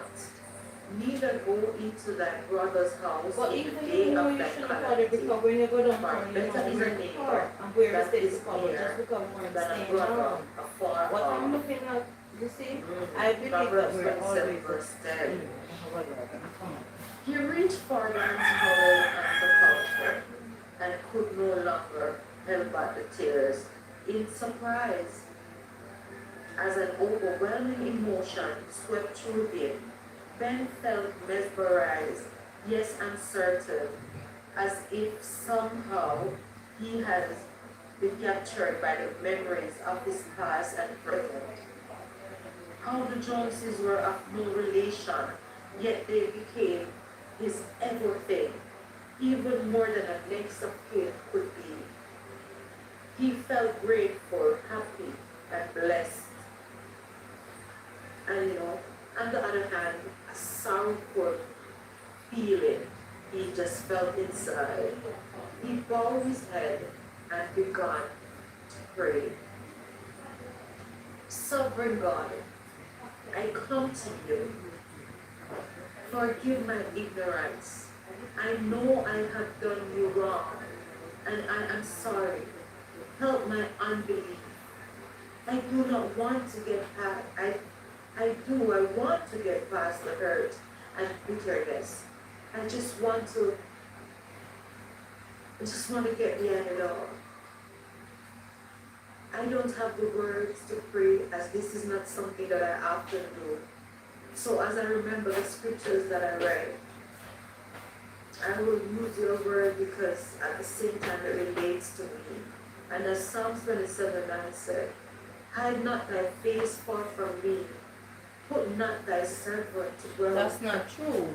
Put me There not was a away in long line anger. of traffic. But what I'm saying, you cannot win them because the law are always Neither going in forsake favor. me. Well, we not Psalms necessarily want to 27:10. do. That's waste of You time. said in your word, when my mother and my father forsake me, then you take me up. Thank you, Father, for your patience, merciful kindness, and for your love even when I did not deserve it. I put my friends in your hands, Michael and Sam, especially Michael, in need your guidance. Yet I am in no place to judge him. Lord, cannot seem to get Tessa out of my thoughts. I know my first impression was terrible. Oh. Give me another chance, Okay. just to make it right with her. Ben prayed. He felt light and free, as if the heavy weight has been lifted as he continued to pray. Lord, show me how to be that man that Tessa needs. I don't know much about you. However, a part of me believes you allow us to meet our meant for a reason. Ben remembered me to be at the library. He got up and checked his laundry, decided to leave it until later when he saw that the time was far spent. 20 minutes later, campus was not as busy as the weekend, and he liked that, being at the library when there was less traffic. He has a special corner that he liked. It was a very cozy corner. The view from there was breathtaking. Ben got right into his research. He had always been a focused student. After an hour, he checked his phone that had been silent upon him entering the library. Ben noticed a few messages from Michael, but he decided to ignore them. However, his eyes catch the text from his uncle.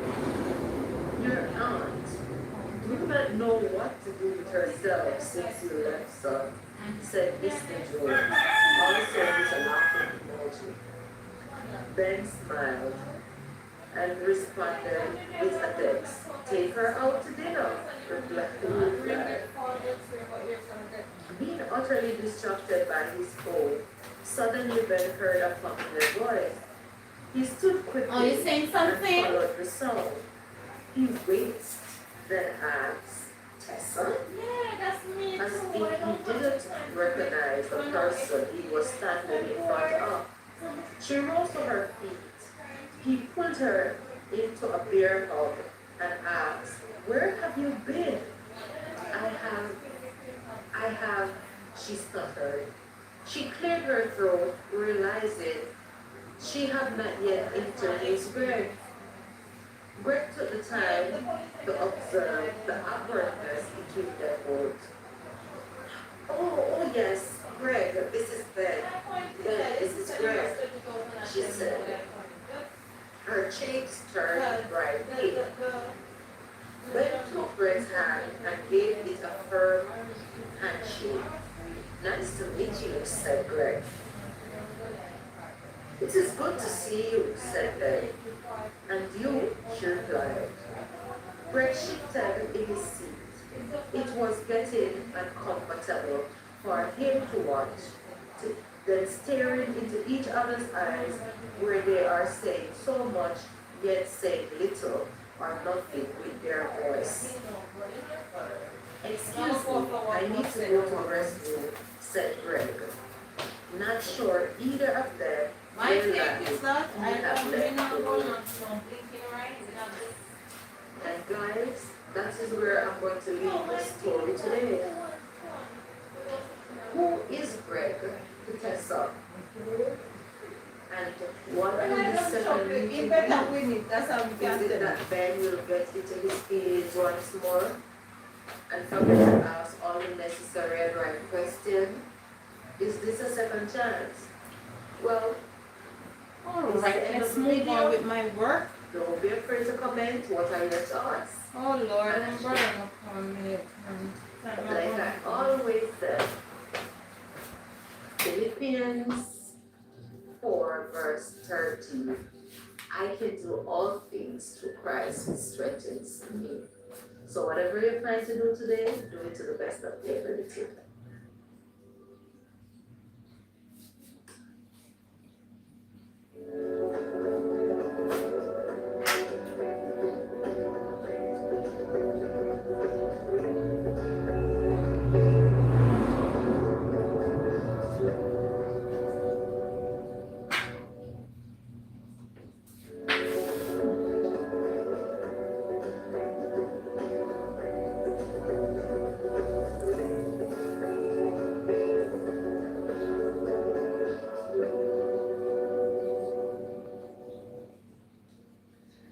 Welcome everyone, welcome. Welcome back to another Simply Michelle. And if you're here for the first time, happy to have you. Welcome. And yes, I'll be reading the prompts. There are previous videos, so if this is your first time, you will want to backtrack. And after watching this video, to check out the others so you can follow the storyline. And for all returning subscribers, happy to have you as always. Thank you for the love. Thank you for the appreciation that you are showing by texting and just commenting about what is happening in the story. I appreciate it a lot. Yes. So definitely we'll be going right into the story without teaching. And of course, for those who are here for the first time, of course, this story that I'll be reading, it's written by yours truly, Moa, right? So let's get right into it. I must apologize for what had happened the last time we met, said Tessa. I heard you, Tessa. So why didn't you come or even bother to call? He asked. Ben shrugged helplessly, searching for words, then he continued. He whispered. It felt almost as if you have disappeared. His words come forth timely and with an effort, as if each word were being placed carefully. I know technically you owe me nothing, but I felt a connection that I knew it was mutual. So you could at least call to say bye, only to find out you were basically living down the street. And you are my uncle's friend, grandchild, said Ben. I got scared. I was not planning on falling for someone who was a non-believer, explained Tessa. You fall for me? How? When? When did you fall for me? That is great. Why didn't you let me know? And let us spare each other the headache, asked Ben, and reached for her. She stepped back from him with a renouncing no, no.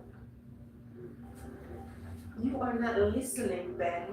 Nothing has changed. I still stand by what I told you before. I felt. My feelings for you have not changed. Explain, Pastor. I am just agreeing with you that yes, I could have called you, I could have dealt with it better. And I'm also sorry for not coming to your birthday dinner. Even if it was just to say happy birthday, I am sorry. I accept your apology. So what is this? Who is this Greg? He asked. He's a friend, answered Tessa. So I am guessing he is a believer? Asked Ben. Yes, but we have been friends from high school. Also, we are both medical students here, she explained. So Miss Flynn, a surprising voice, nodded her head in surprise. My granddad's property for a while now, she said, with a knowing look. You must be kidding me, said Ben. No kidding me, Ben. Are you thinking of kidding? Asked Tessa. So, our family planned this? Asked Ben. Yep. So it seems, murmured Tessa. This all makes sense. Why my aunt was so interested to know what I would do should I cross paths with you. What? You spoke about me with your aunt? She asked. Why do you sound so surprised? I have made it clear I like you, murmured Ben. So it all do make sense. A lot of sense. Granddad would not let up when my dad told him I wanted to board on campus. He would not hear of it and insisted that I occupied his Cambridge home, said Tess. Not what I'm not even complaining. Still, but such a deception, said Tessa. Agreed. Those rascals, said Ben with a grin. Do you believe in destiny, Tessa? He asked. Sure do, responded Tessa. So I take it you learned my surname, you learned my real name by the way of my granddad? Asked Tessa. Something like that, Ben responded. How about we do introduce ourselves properly this time? I still don't know your last name, she said. Ben pushed forward his hand and took a firm grip of hers. I am Ben Allen, and I am studying to become a neurosurgeon. Neurosurgeon. Nice to meet you again. I am hoping we can be friends, said Ben with a sarcastic grin, and kissed the back of her hand. I am Tessa Flynn. I am living here in Boston. I am a student cardiologist here at Harvard. Lovely to have met you again. Also, I would like to invite you to church and to dinner after tomorrow life's fair. All being well, provided you are available, asked Tessa. Well, yes to church. I would love that. As it relates to dinner, we are friendly here because three is a crowd. State Ben. No, Ben, he is not invited. Just you and I. And let's roll it back, right? Let's roll it back. You are not going to flick it off so easily. Since when do you love to attend church? I'm personally surprised, by the way. I am not complaining, but speak, said Tessa with a smile. What happened to that great guy? He's been, no, said Tessa, cutting Ben off from speaking. You are not going to change the subject. That's one thing I'm not going to allow you to do, Alan. Answer the question, said Tessa with a grin. We put all fun and joke aside. I think I have always believed there is a God. However, after our last conversations, I have been thinking, and you were right. My anger was misguided. It took me a while to see certain things clearly. I am not saying that I am perfect now, but I am not that bitter. I'm not at that bitter place where you have left me when we last spoke. And yes, I am trying to know him by reading his word and praying. So thank you, Tessa, for calling me out at my bull. I appreciate that, said Ben. You're welcome. Happy to have been able to help, said Tessa. Seriously, where is Greg? Asked Tessa. Speak of the devil. Hello? Where are you? You just up and left without a word, said Tessa. I know you would have said that. You were too captivated by your boyfriend to have noticed that I told you I was going to the men's room. It took you half of an hour to notice I left, said Greg. What do you mean left? Asked Tessa. Yes, love, I am at home. You are the one that needed to go to the library, not me. Plus, you have company. Fill me in later, bye, said Greg, and hung up the phone at Tessa. That rascal, Tessa protested. Enough of Greg, said Ben. Enough of Greg? His name is Greg, shouted Tessa. My bad, said Ben with a smirk on his face. I am just about done with my research. How about we grab some lunch? I am paying, said Ben with a smile. Why not? Responded Tessa. What do you want for lunch? He asked. Something tells me you are not talking about Annaberg. Annaberg Hall, announced Tessa. Nope, I am not. I am thinking Boston Back Bay, said Ben. Okay, said Tessa. The Back Bay restaurant was overflowing with greenery. This restaurant has breathtaking view. Being on the third floor, it completes with the ceiling windows, beautiful tile floors, and hanging fresh plants. It's a perfect place to be a cold but sunny day in Boston when you want the illusion of being in the tropics. It gives Ben a sense of being home. I see you have good taste, Mr. Allen, said Tessa. Stick around, and I am sure you will never want to leave my presence, said Ben.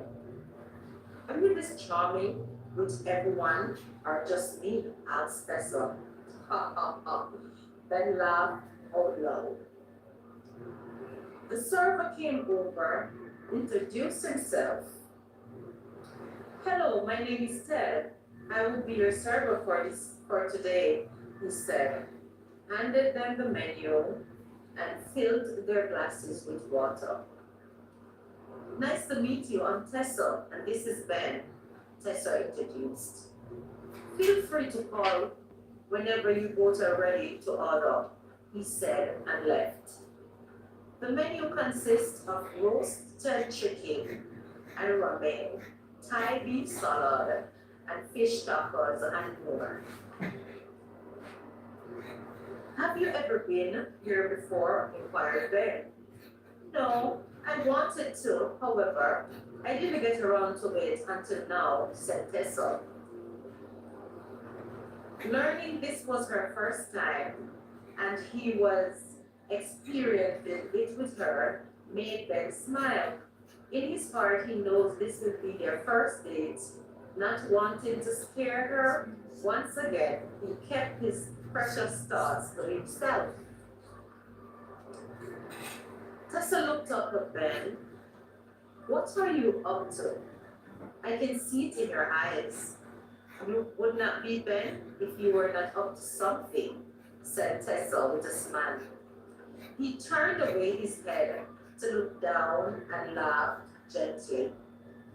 I see you got me figured out, said Ben.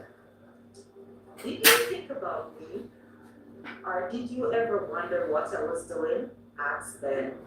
Looking into Tessa's bright brown eyes, she held his gaze while searching and trying to read his mind and the unspoken thoughts for a bit more than what he had asked. And there it is, there it was, the warm tenderness that unlocked her soul. Without flinching, she responded with a soft, yes, yes, all the time. But instead of torture, it brought me peace in a sort of weird way, said Tessa with a smile. Yep, I know exactly what you meant. Ben called over the server. Ben placed their orders. They both laughed and teased each other for the past half hour, staring into each other's eyes with a long, thirsty gaze. Suddenly, Ben uttered something while laughing. Tessa froze, or so it seemed. As a random thought flooded her mind, I wonder if he has kissed anyone else since he last kissed me. What would he think if I just kissed him right here, right now? What am I thinking? I must be out of my darn mind. Take a grip of yourself, Tessa. Snap out of it, Tessa thought. Then resort to scolding herself. As if he read her thoughts, Ben moved in a few inches and cupped her face with his huge hands. If you want me to stop, pull away this minute. Say it now, he said with a painful, hoarse voice. Tessa felt even more touched that he took the time to ask. She quickly moved in and kissed him. He smiled like a sly fox and returned the favor. Ben thought he loved her before, but now without a doubt, deep in his heart, he's sure she will be his wife. Her voice was raspy. She was breathless and a little embarrassed. It all made Ben smile. Their lunch has finally arrived, and Tessa felt relieved, feeling awkward after revealing the depth of her feeling for Ben in that passionate kiss. Now she feels naked. Tessa realized her compatibility with Ben has become a guilty pleasure. So she is rethinking having him over alone for dinner. Not sure if it was such a smart idea anymore. Is everything okay? Is it your lunch? You're not enjoying it? Asked Ben. No, The food is great, answered Tessa. So what is the matter? It's clear to see something is on your mind, said Ben. Tessa stared at the utensils in her hands for a few seconds before answering Ben's question. I have been thinking, maybe it's not such a good idea to have you over for dinner, just the two of us, she said. Why is that? Is it because of the kiss earlier? Asked Ben.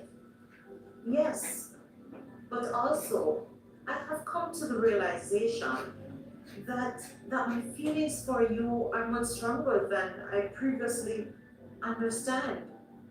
And being in your presence alone, it's getting more difficult to handle whenever we get caught up with each other. I assure you, I do not make a habit of losing control or making out with just about anyone. But you, Ben, when I'm with you, I find that I am losing all sense and sensibility. And truth is, I can't afford to lose sight of my faith, explained Tessa.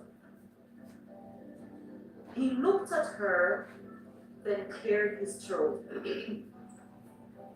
Good, said Ben. Then it is all settled. What? What do you mean by it is all settled? Aren't you listening to me? Said Tessa. Tessa, you love me. I love you. So let's make it official. Going out with each other, I would say. I've loved you from the first time I laid my eyes on you. And I have not hid how I am feeling about you. Yes, I know you're big on your faith. And also, I admire and respect that about you. And truth be told, I am glad that you are a woman of integrity who fears the Lord. You made me want to be a better man. And you are the woman I would love to marry, spend the rest of my life with, also to bear my children, to have out my life with you. And you will bring me great joy. I know it. I'll do my best to make you happy. I know we will make good parents, reassured Ben. Tessa smiled weakly as she swallowed. Oh, so that is how you really feel about me? I'm glad we have this conversation. I guess you would prefer I stayed at home as well instead of having or pursuing a career? Asked Tessa with an irritated look on her face. Instantaneously, Ben realized that this conversation was not going to end well, so he must choose his words carefully and perfectly. Clearly, I have said something wrong, but I just want you to know I meant no offense. And of course, hoping that one day, should you give me a chance to be your husband, I will have a perfect proposal that will knock you off your feet. So you will have no other choice but to say yes. If it makes you feel any better, said Ben, how about we invite all our friends over to the dinner tomorrow after church service? That way we can introduce everyone so they get acquainted with each other, he said. She turned to him in surprise. Thank you, she said, with butterfly eyes and a radiant smile. For what? Asked Ben. For hearing and understand me for once. It's important. It is important that you know my intentions. They are pure and true. So yes, you are welcome, Tessa. I do not play games. So don't take this the wrong way. I was already planning to ask you to be my wife from the first time I met you. However, I realize you are not ready and I can't afford to lose you by being too impatient or behaving prematurely. So here is what I am thinking. How about we make a promise to each other? I promise that I will wait for you until we have both complete our university and to ask for your hand in marriage. While you promise to wait for me as well, during the waiting period, we help each other while getting to know, we help one another while getting to know each other better by setting guidelines and follow the principles of the Word of God, according to your faith, and to hold them up or hold ourselves responsible. How about that, Tessa? How about we try that? Because at this stage, having you in my life once more, I cannot and I will not.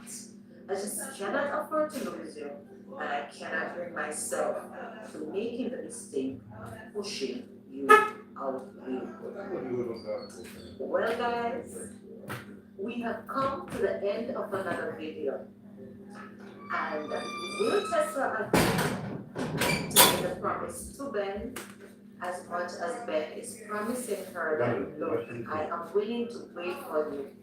And during the waiting period, let us get to know each other better.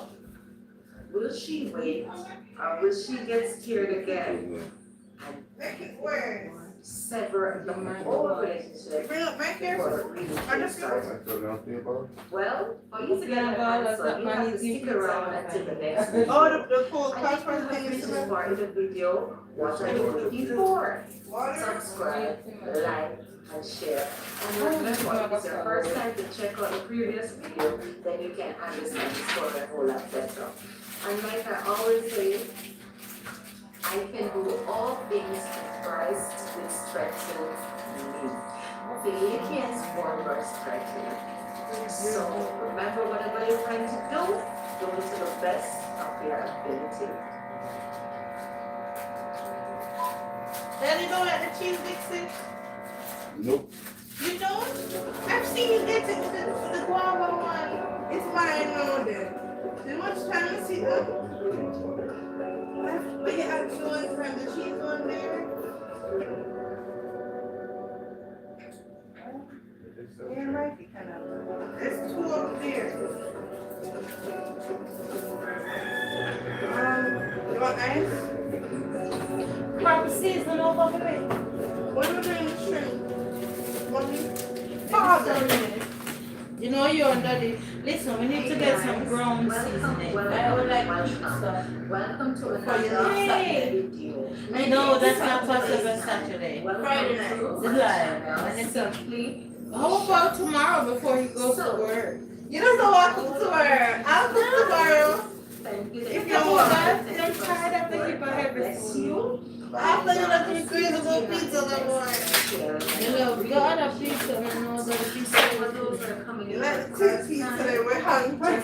take a seat and listen to the Well, story that is originally written by I mean, whether it be tomorrow, I don't like it Friday, but whether it be tomorrow or Friday. The Promise. Oh, he can do it Videos Friday over again, I guess. So Again, it's only you will have Friday, to I check guess. those out after so Friday you can keep night. abreast Friday of what's night happening before he in goes. the story. So I can. Just stop put business sauce or Or- something. Last video, we ended on a note where I always Mr. never Ben remember. had That is proposed to a promise to Tessa, Oh, asking her, you yeah, that's understand, so for her to Anytime promise you him that they will wait for each other, and while doing so, he is willing to comply to her standard of being a You know, believer. lay nothing from that up before And X trust like the that with the Mr. Purity principles of summer. her faith, it will be able to help them to keep at a reasonable distance while Oh they my get God, how am I to gonna each get the other. edit this? So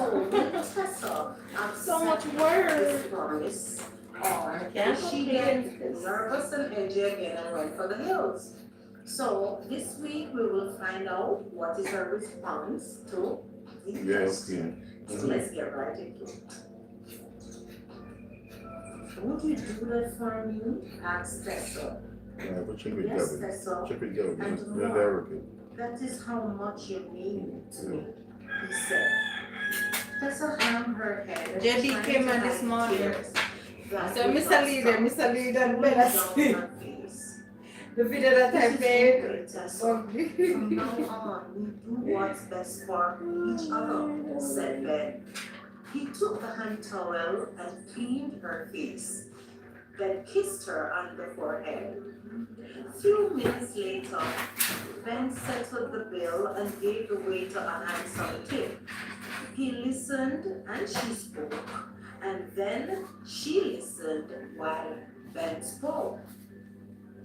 Do you realize that the Unlike two-story the coincided back? Even though I said provided you are not in a hurry. it's the only way it would asked make Ben. sense because he has a pass, you know. No. So I have to it's link not it my back somewhat. I know how you feel about us being alone in a secluded Yes, place, sir. and I respect You're your going to right. like this week's So don't episode. worry, he said. She nodded her head. Okay, let's go. Where is this place? Asked Tessa. Not far from here, responded Ben. 5 minutes later. It was still cold, even though the sun was out. I love this time of the day. It's not yet evening, but the sun was somewhat sunk beyond the clouds.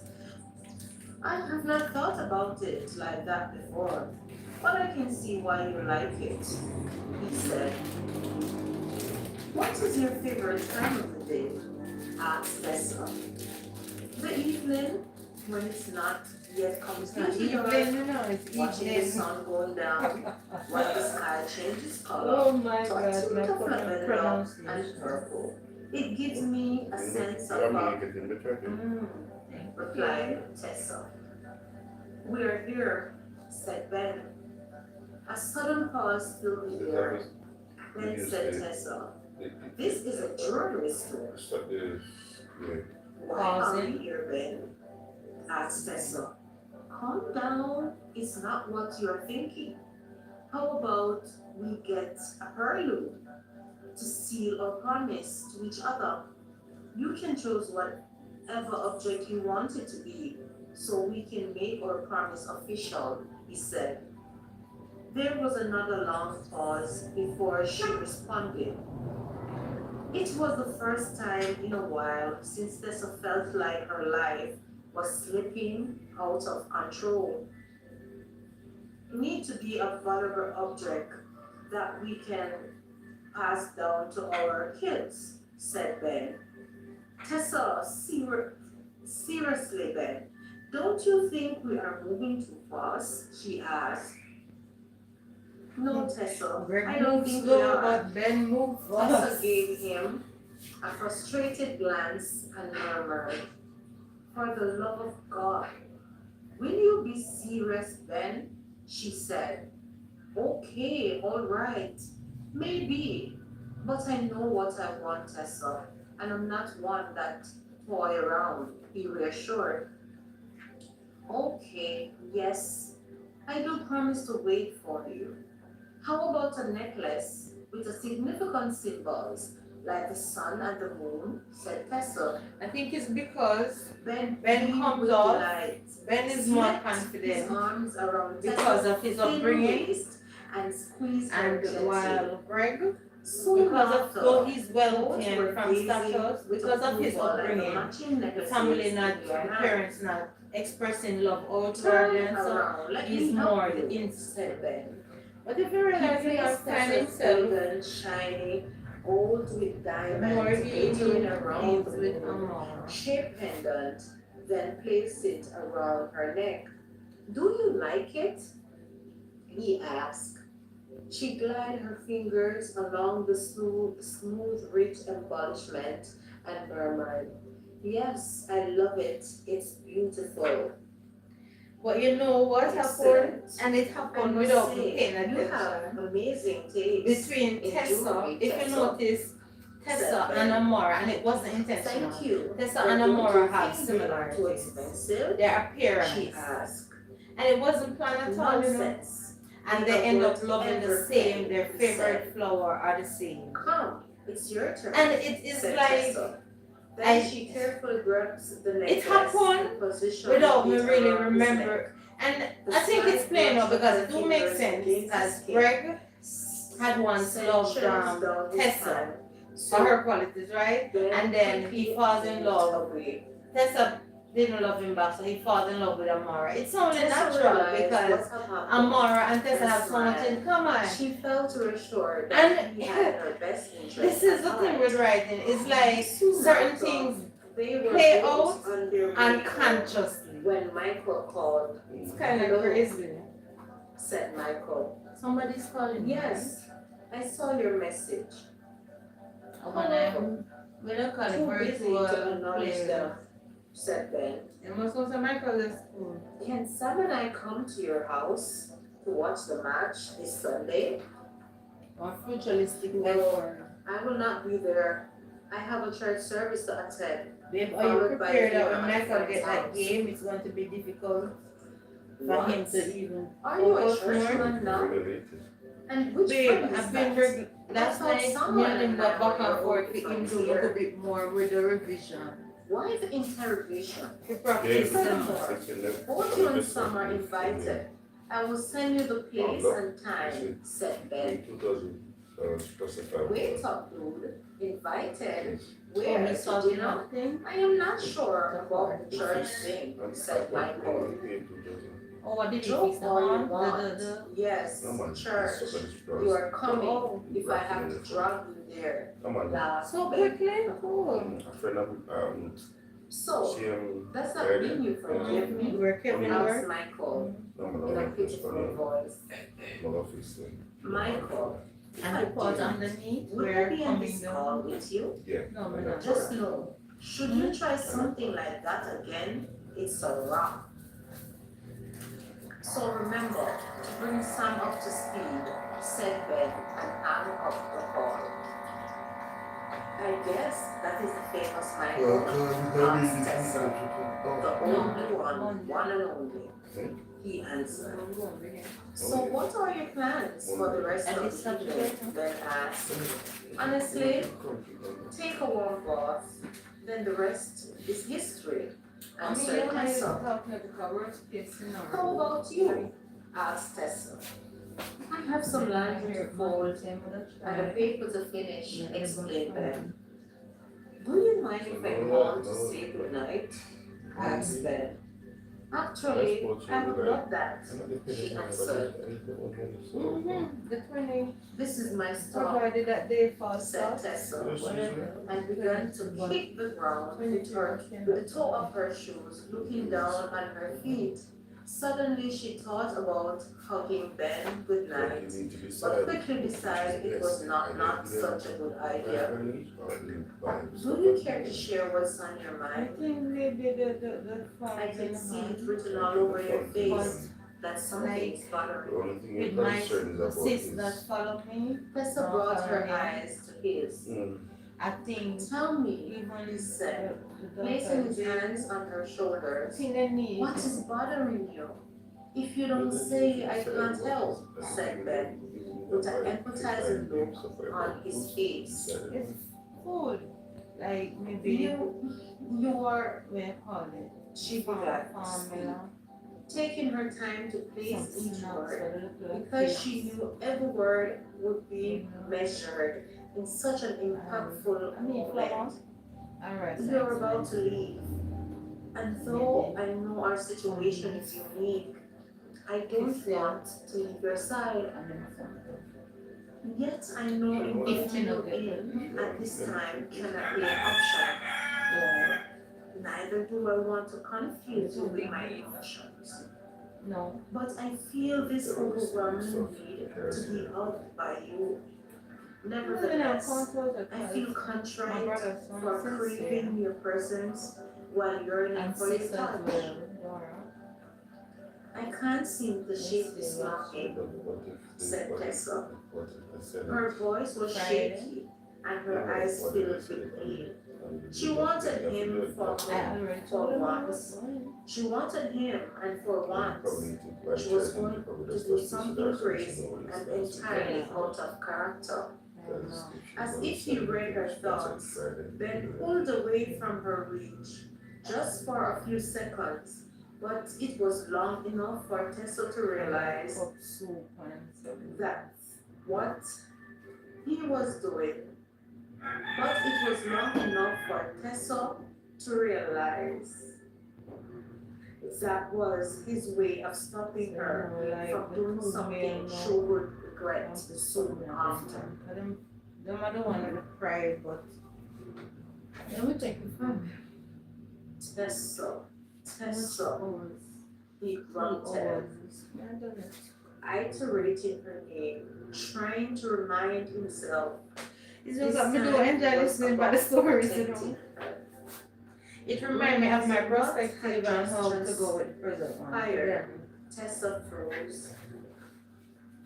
Don't worry about it, said Ben in an understanding tone. Oh my God. He reached, CFC's he read her thoughts. Yeah, because as always. exam finished from 12. We know it would have been tricky, Tess. So you're picking it up? Trust me, I have your back, and I know you have mine. It will all work out. You get no said something Ben. money. I guess. Leisurely, she You cannot felt take rid of reassured. what you think. Ben I call hugged her text you. tightly, kissed her on the Whenever forehead, you text and you. said their goodbyes. Sounds good. Later that Yeah. I'm set up I am the one for you for something. Never remember I put in a message. Hey, Dad. answered I Tessa. never remember. Just I am the exact. Will you be coming tomorrow? He asked. I am afraid I can't, Dad. Not this weekend. Maybe next weekend? She asked. He thought about it for a second. You can't? Why? Asked Danielle Flynn. We had this boat trip planned for a while now, Tess. I said I really Said like with a Brandon. disappointed voice. Okay, Dad. I apologize. Oh, it's what I it forgot. takes. You know, my what's up on this. You know what? I'm sorry. You see my text? I Yeah. promised to make it up to you. I invite some friends over after church tomorrow, and I don't want to look like a flake by canceling last minute. So please, can we reschedule?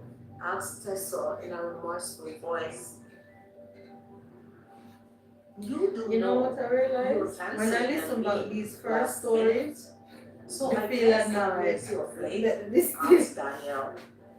because when I listen to the present one, Because you're that's my all dad. better. She said with I just got a a laugh. notification. Oh, God. Okay, Tess, but no more postponing after this. How are you? Did you happen to meet that guy or something? It's really not like you to forget something like this, especially hanging out with your old man. It's not like you to forget that we have a date planned. Tessa and her dad were very close. Ever since her mom passed away, it had been the both of them against the world. As a result, she felt bad, forgetting she was supposed to go sailing with her dad. And to make matters worse, it delayed the inevitable truth of the situation. It hurt her to the core. However, not mentoring Ben at that moment felt like the right thing to do. I love you, Dad. I promise. Next week, life's fair. I will be there. I hear anything I have else about surprise West for you, Billy from your said Tessa. drivers? Okay, Tess. I'll let it go. See you next week, darling. Love you. said Danielle and hung up the phone. Oh crap! How could I forget my date with Dad? That darn Ben, she said, threw herself to the bed and smiled at the thought of him. Tessa's room was cozy with a beautiful view. The huge king-size bed in the center, warm and comfortable, with its fair share of throw pillows.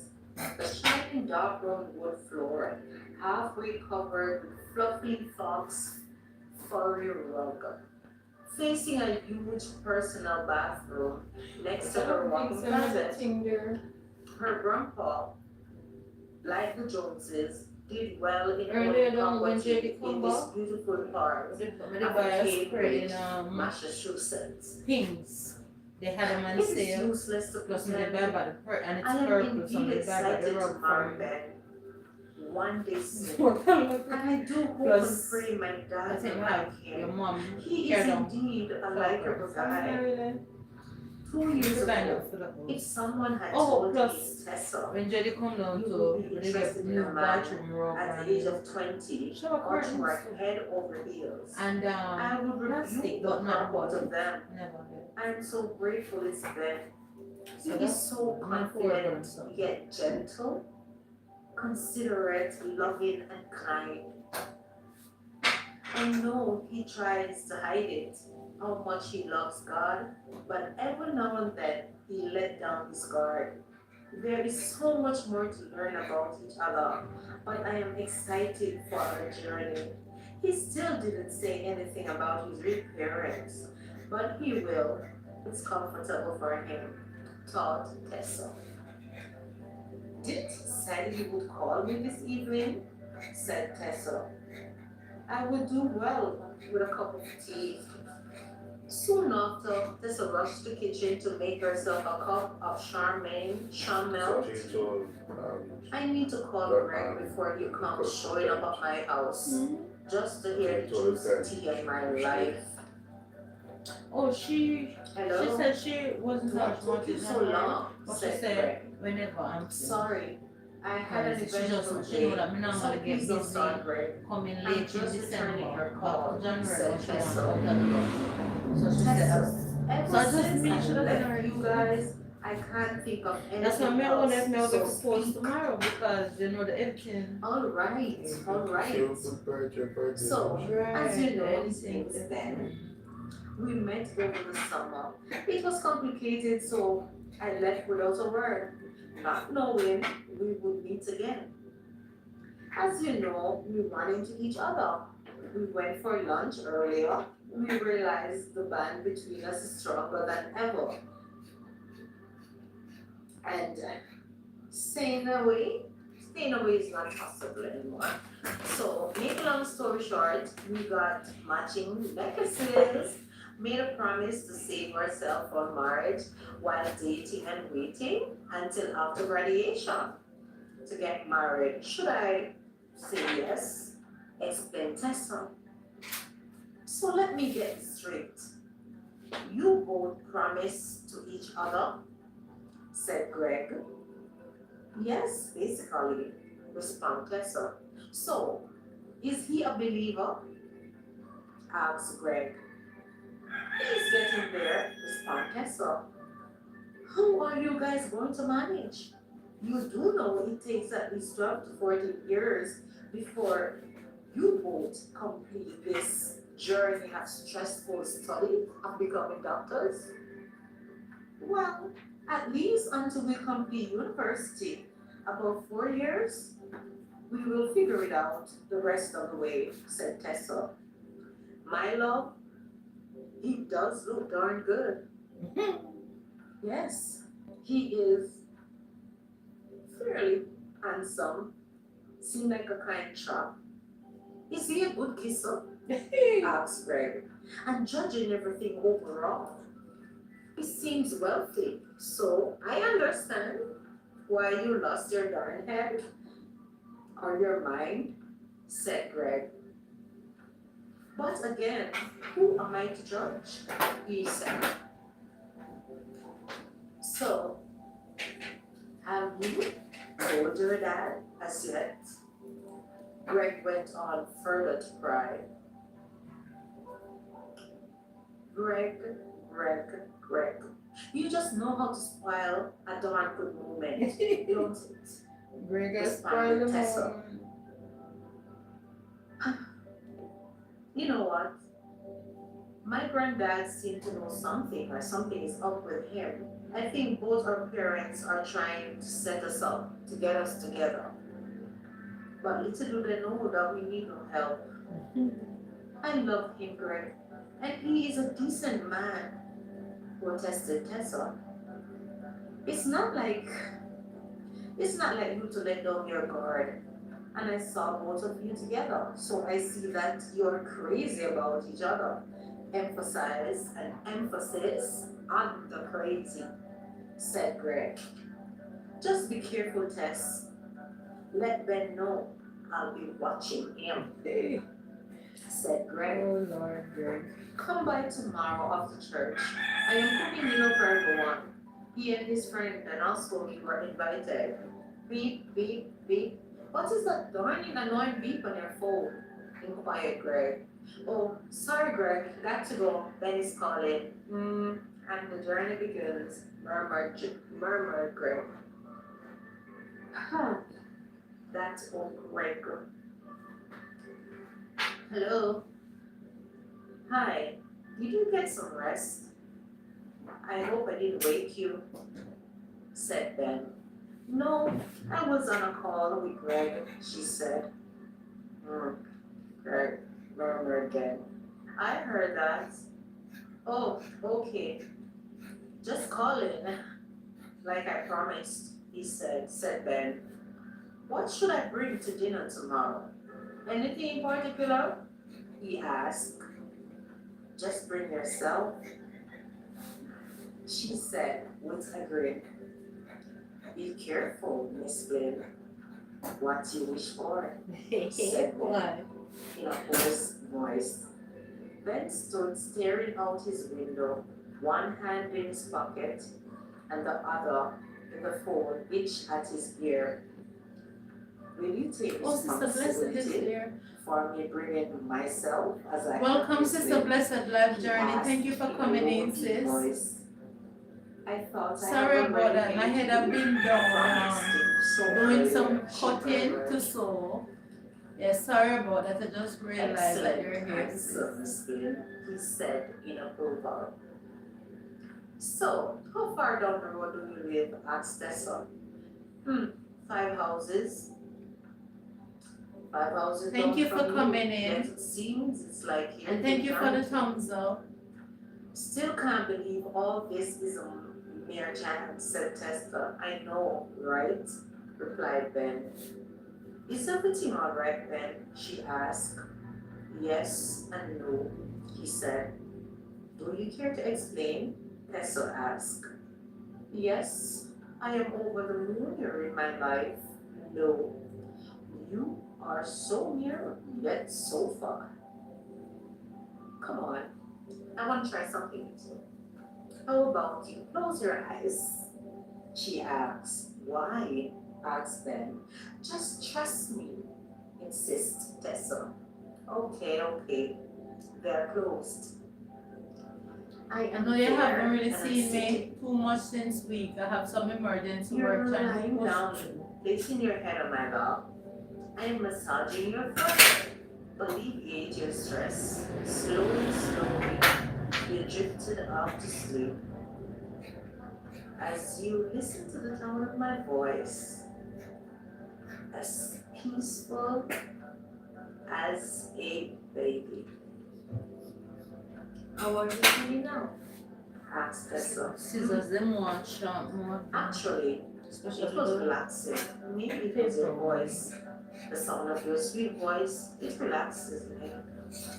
Glad to be of help, said Tessa.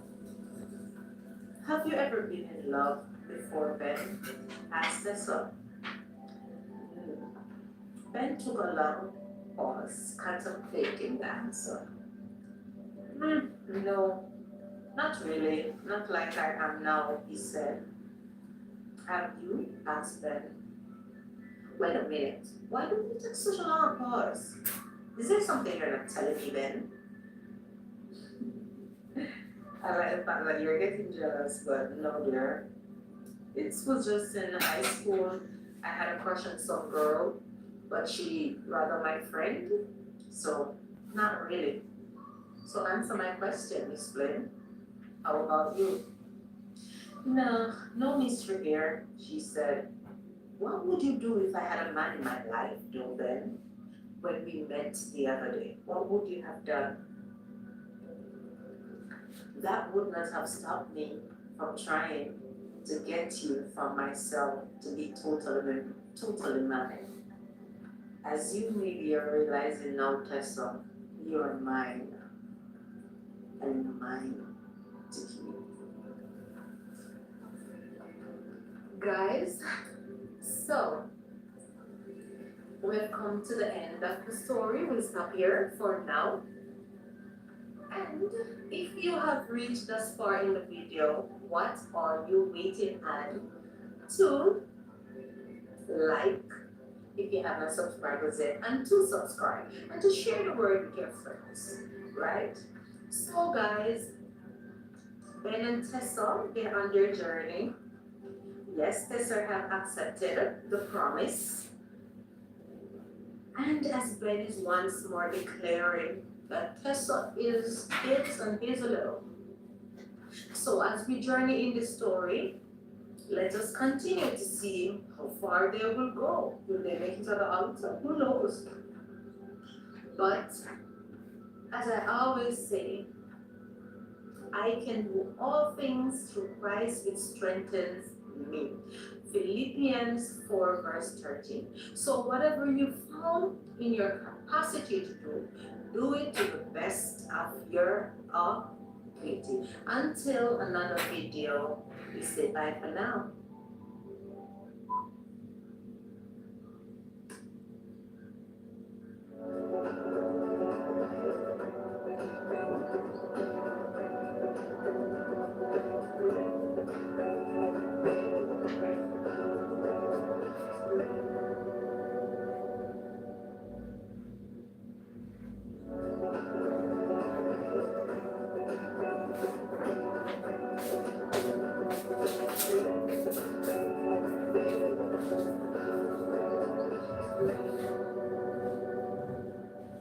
Hey guys, welcome to another video. And if you're here for the first time, welcome to my channel, Simply Michelle. Take a seat, relax, and enjoy the story. And the story that I continue to read is called The Promise. And of course, it is written by Juan.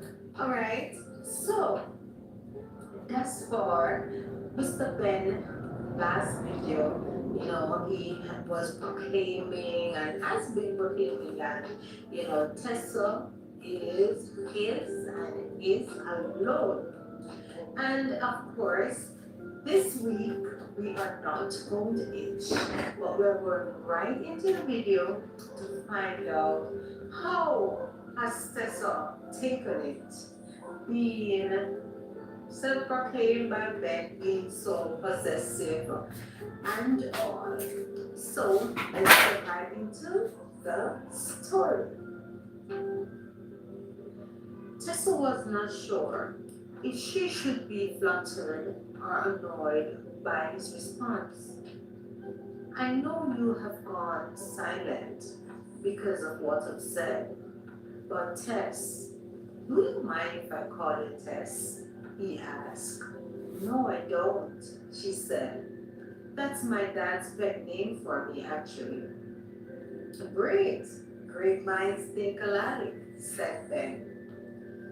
Yes, as I was saying, Tess, I don't know how to be anyone else other than myself, and neither do I want to be anyone else. However, if I offended you, I'm sorry, but I meant what I said. I love you, and I am not ashamed of it, Yes, I'm grateful you didn't have a man in your life when we met again. But God had not and will never make a mistake. And He do all things well, are nothing needed to add to it or nothing to take away from it, said Ben. It pleased her to hear him speak about God with such passion. She kicked her legs in the air in excitement. Have anyone ever told you you are very possessive? Said Tessa.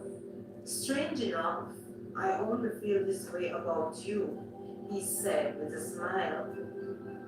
Ben obviously did not share her modesty, which was understandable. They do strike a balance. I'm sorry if I've disappointed you, Ben whispered. No, you have not disappointed me at all, Ben. If anything, I have truly been impressed with how you have been dealing with our situation, she said. Ben felt relieved to hear that from her. It pleased him, he said, nothing. He raised his brows. He was grateful she was not able to see him at that moment, knowing she would have been irritated by his action. Ben, I am going sailing with my dad next weekend. I was hoping, provided you're available, you could come with. I think it's a perfect opportunity to introduce you both, said Tessa. Awesome.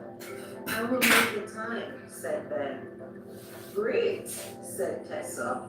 So, we leave on Friday evening and return on Sunday, she said. Nice, he responded. Since we are on the topic of parents,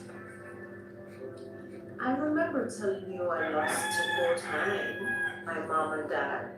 So the Jones, they have been my family for the last 14 years. Truth is, I can hardly remember my mom and dad's face, but I have made peace with their passing. It took me a while. I am grateful, I finally got this far dealing with it, said Ben. However, I would love to introduce you to my family soon, he said. Sure, said Tessa. I'll be spending the Christmas holiday with my grandpa in the village. So What you said? if that is fine with you, we could make Or it an come event because I am spending Thanksgiving with my dad, she explained. It sounds like a plan, said Ben. Soon after, there was dead silence. They both drifted off to sleep. Tess, called Ben. No answer. My beautiful wife, whispered Ben in a low voice. Who is your beautiful wife? Be careful not to count your chicks before they hatch, Mr. Allen, answered Tessa. I knew that would have got your attention. They both giggled. Sleep tight, my love, said Ben. And same to you, said Tessa. And they both hung up the phone. Church was in full swing. The choir sang beautifully. They looked excellent in their blue and green gown. In came Sam and Michael, late as a church mouse, pun intended. Hi, I'm Michael, and you must be beautiful Tessa. Nice to meet you, said Michael. Nice to meet you, Michael. You must be Samuel, said Tessa. Yes, it's my pleasure, Tessa. You can call me Sam. She looked at Sam and smiled. Calm down.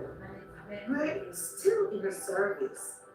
We can leave all that introduction for later, whispered Ben. The minister spoke about the certain man that had two sons, St. Luke 15:11-32. The sermon was captivating. It took hold of Ben and his friends. Tessa peeked over and saw Ben taking notes, while Sam and Michael gave their undivided attention to every word. Verses 20 and 22 of the same text had been in contemplating mood. He empathized with the eldest son in verse 25 of the same text, but verse 30 to 32, it all put things into perspective. Ben had a newfound love for the Word of God. Later that day, thank you for inviting me to service today. It really was a blessing, said Ben. God be praised. It meant a lot having you there, said Tessa. Well, it will not be my last, I assure you, he said. Tessa beamed with joy to hear Ben say those words. I am on my way to you. I am coming early to help you with the dinner. The guys will be there after. They probably, as they said, have something to finish up before they come along. Awesome, said Tessa. I am at the door, announced Ben. Okay, said Tessa and hung up the call. He gave her a light hug, then followed her to the kitchen.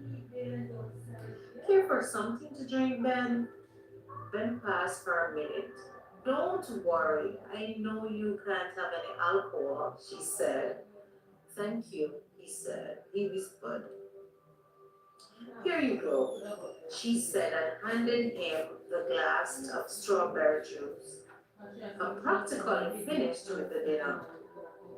Nevertheless, can you wash your hands and help me with the vegetables? What about Greg? He's not coming? I noticed he was not at church earlier today. He had an emergency, so he will not be able to make it to dinner either, Tessa announced. Oh, sorry to hear. I hope all is well, said Ben. Are you really sorry now? Asked Tessa. Truly? No, but I do hope what is wrong with him, said Ben. He will be okay. It's just food related. He will be fine, said Tessa with a smile. Here, you can wash your hands in the sink. Wash and cut those vegetables in bite size, please, she said, and handed him the broccoli, cauliflower, and carrots. Yes, ma'am, said Ben. What was your mom like? He asked. She walked forward to him and took a pause. Not sure what else to do. So Jay, The question took Jordan, her by surprise. what are some of the After a ideas few seconds, she responded, we could find out? Because so for sorry. classes that is That not, caught me by you don't go to the surprise. doctor for It that. caught It's me off something guard. you, I don't think it's worse. Do you miss her? His voice was soft and comforting. Yes, every day. She was loving, That's what I've attentive, been kind. doing, to say if it's, But it's getting even more difficult to visualize her face, said Tessa. He kept her gaze as she continued to speak. I don't know how to explain it. It's as if she's with me at times, guiding and protecting me. You know what I mean? He nodded his head, then whispered, yes, I get that vibe about my mom as well. He said, then remove a lock of hair that was down completely down her face. I am happy you're here, she said. There is no other place I'd rather be. he whispered. You know I love you, Tessa. So your presence is something that I welcome. I love you too, she said. He swallowed and said, do you have any idea how happy I am you are in my life? From I met you, everything seems right. You are like my personal drug. And not in a bad way, by the way, he said. Thank you, hoarsely. Sister Blessed. It's like- Appreciate it. I need you like I need food, like I need water and air. His expression have become rigid. In an attempt to control his feelings and desire, Ben walked away to the living room and leaned against the staircase, trying to regain his equilibrium. All words were lost for Tessa. He loved her and she loved him. There was nothing more important, but she was once again frozen. All she could do was whisper. It seemed as if something had kept her in place, hindering her from reacting. Ben appreciated the fact that she didn't follow after him or help. He would not be able to resist her. Compromising her purity is not an option. He loved and respected her too much to allow himself to be selfish. He suddenly felt the urge to leave the house and went for a quick walk to get some fresh air. And going for a quick walk to get some fresh air. I will be back. I'm going to get some air, shouted Ben. Tessa quickly tried to catch up with him, but he was already out the door. On her way back to the kitchen, the doorbell rang. Ding dong, ding dong. Tessa raced with excitement, thinking Ben has changed his mind. Oh, it's you, replied Tessa. Sorry to disappoint you, Greg answered. Can you blame me? Aren't you the one that have cancelled earlier? Asked Tess. Well, I wrapped up what I had to deal with earlier than I've expected. And furthermore, I'm hungry. And I'm here, said Greg. I saw Ben on my way in, he said with a question look. He will be back later, she said in a nonchalant voice. Oh, okay, answered Greg.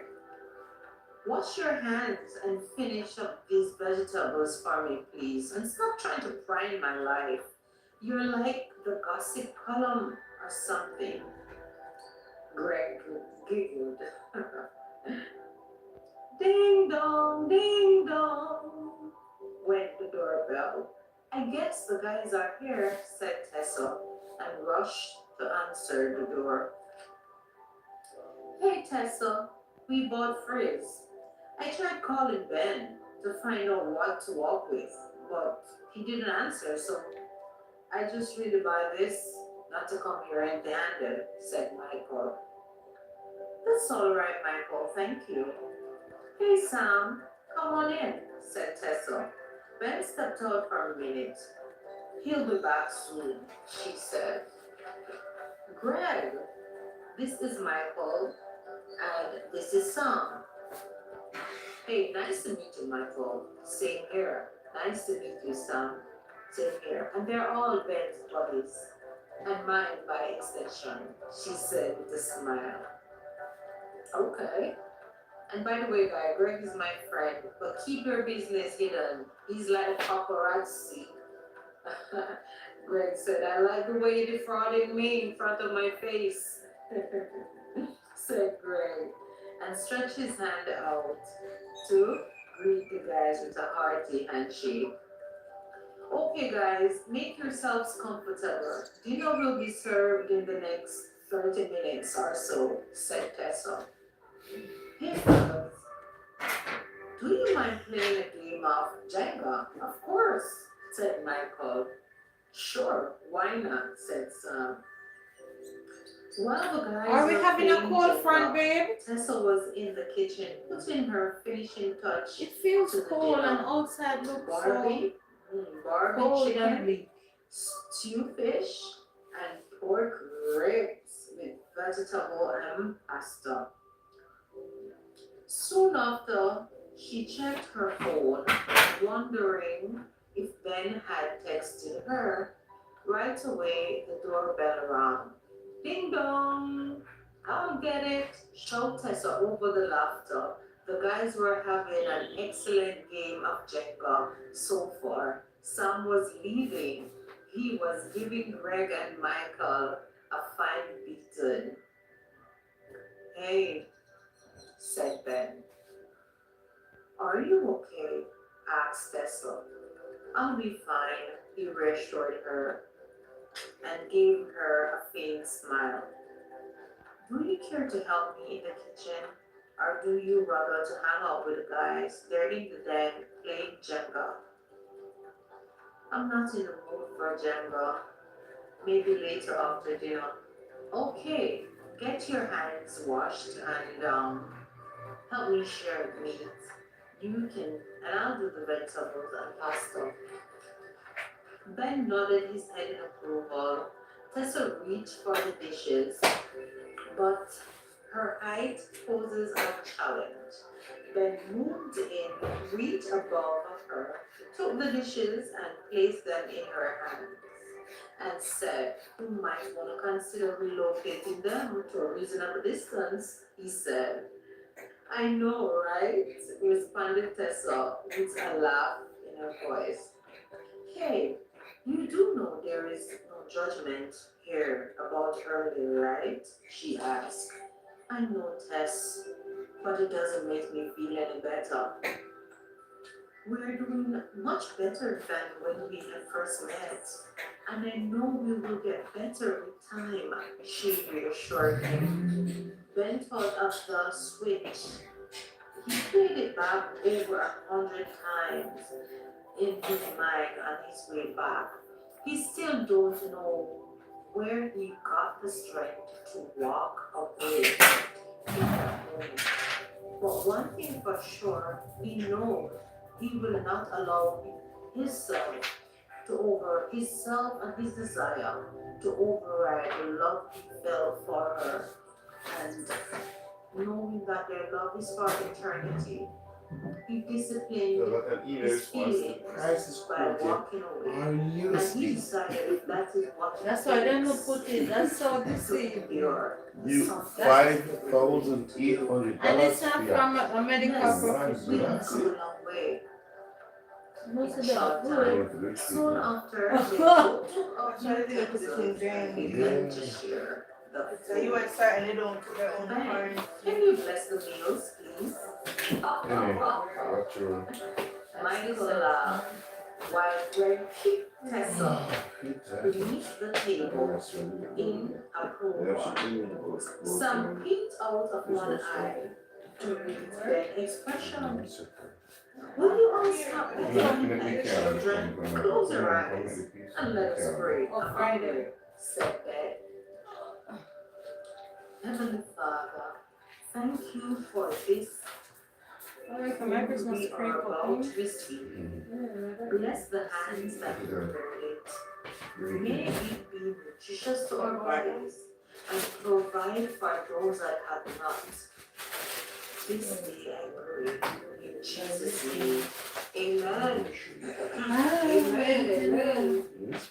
But just don't like not being able to post.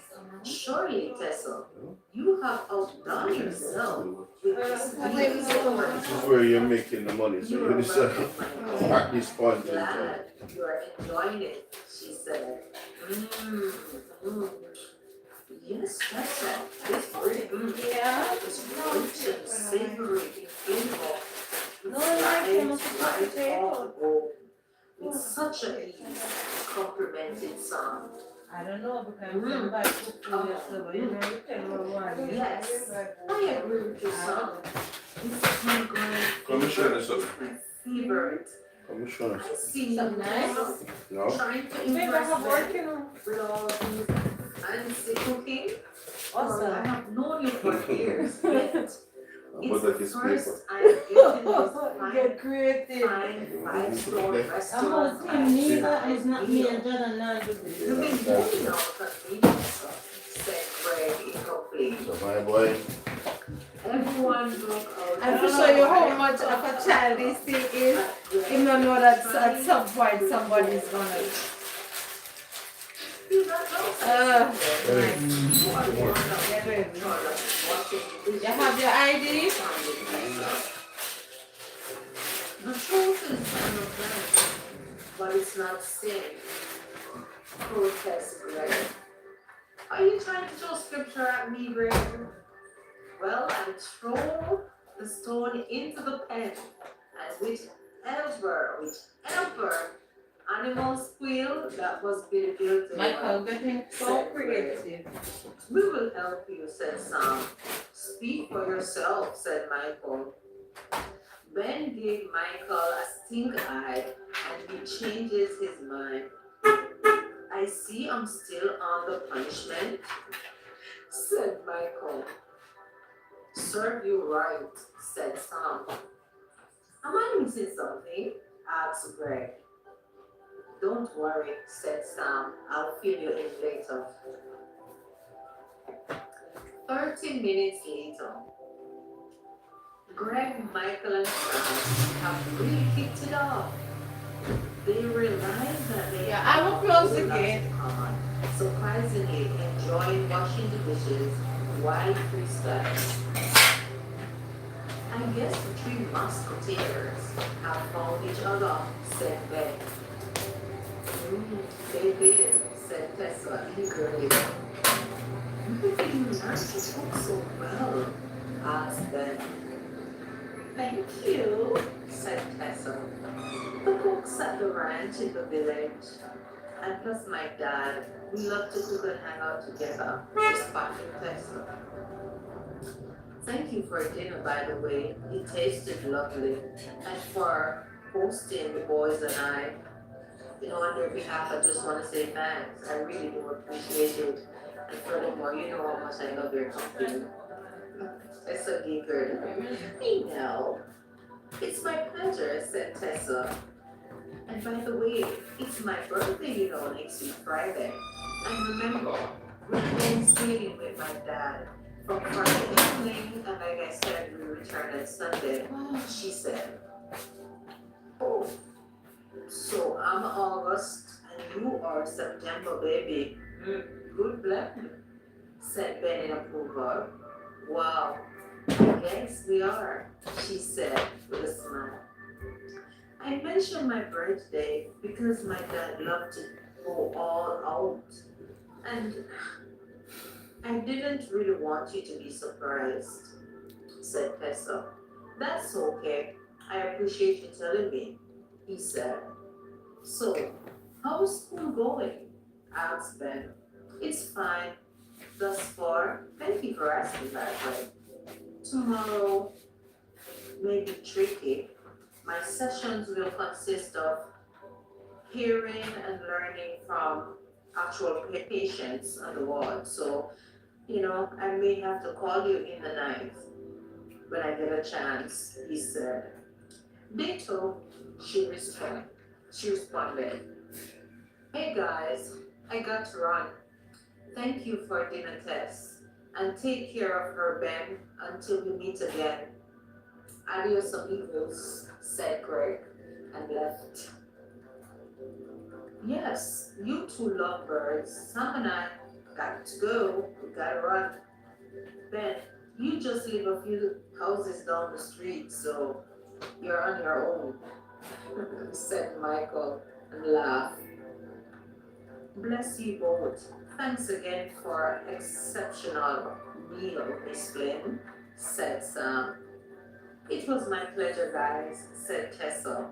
I noticed Sam is a man of few words. She asked. Yes, he is, said Ben. Tessa noticed Ben have checked the time on the wall twice already, and her heart sunk, knowing it's time for him to leave. And she felt sad, but understand it's all protocol. And guys, this is where I will leave you in the story. So yes, as you have heard that Tessa and Ben, yeah, they're on their journey. And there are times when Ben may let down his guard to the weakness of the love that he has for Tessa. But you know, as one should be grateful when his guard is down, Tessa's guard is up, and vice versa. So they are learning how to deal with this passion that they have inside. Well, look, You know, it wasn't bad. Learning it's to just respect the each name. other's It's not already. I feelings guess it's soon. and I guess it will get really heavy later. When it was bathing, But it's here. when I was having a shower, it was heavy, you know. strike a balance. So, your first time was here, you have been just far in the video. What are you waiting on to? Like, share, and subscribe. So I put up Do the right thing. Do the right thing. You know the right thing. Yes, you. So, thank you all for being here once more again. And Philippians 4 verse 37. Isn't that redundancy? I can do Once all more things again. through Sometimes I Christ correct who myself. strengthens me. So whatever you plan to do, That's I always redundancy. said, do it to the best of your ability. And thank you for tuning in.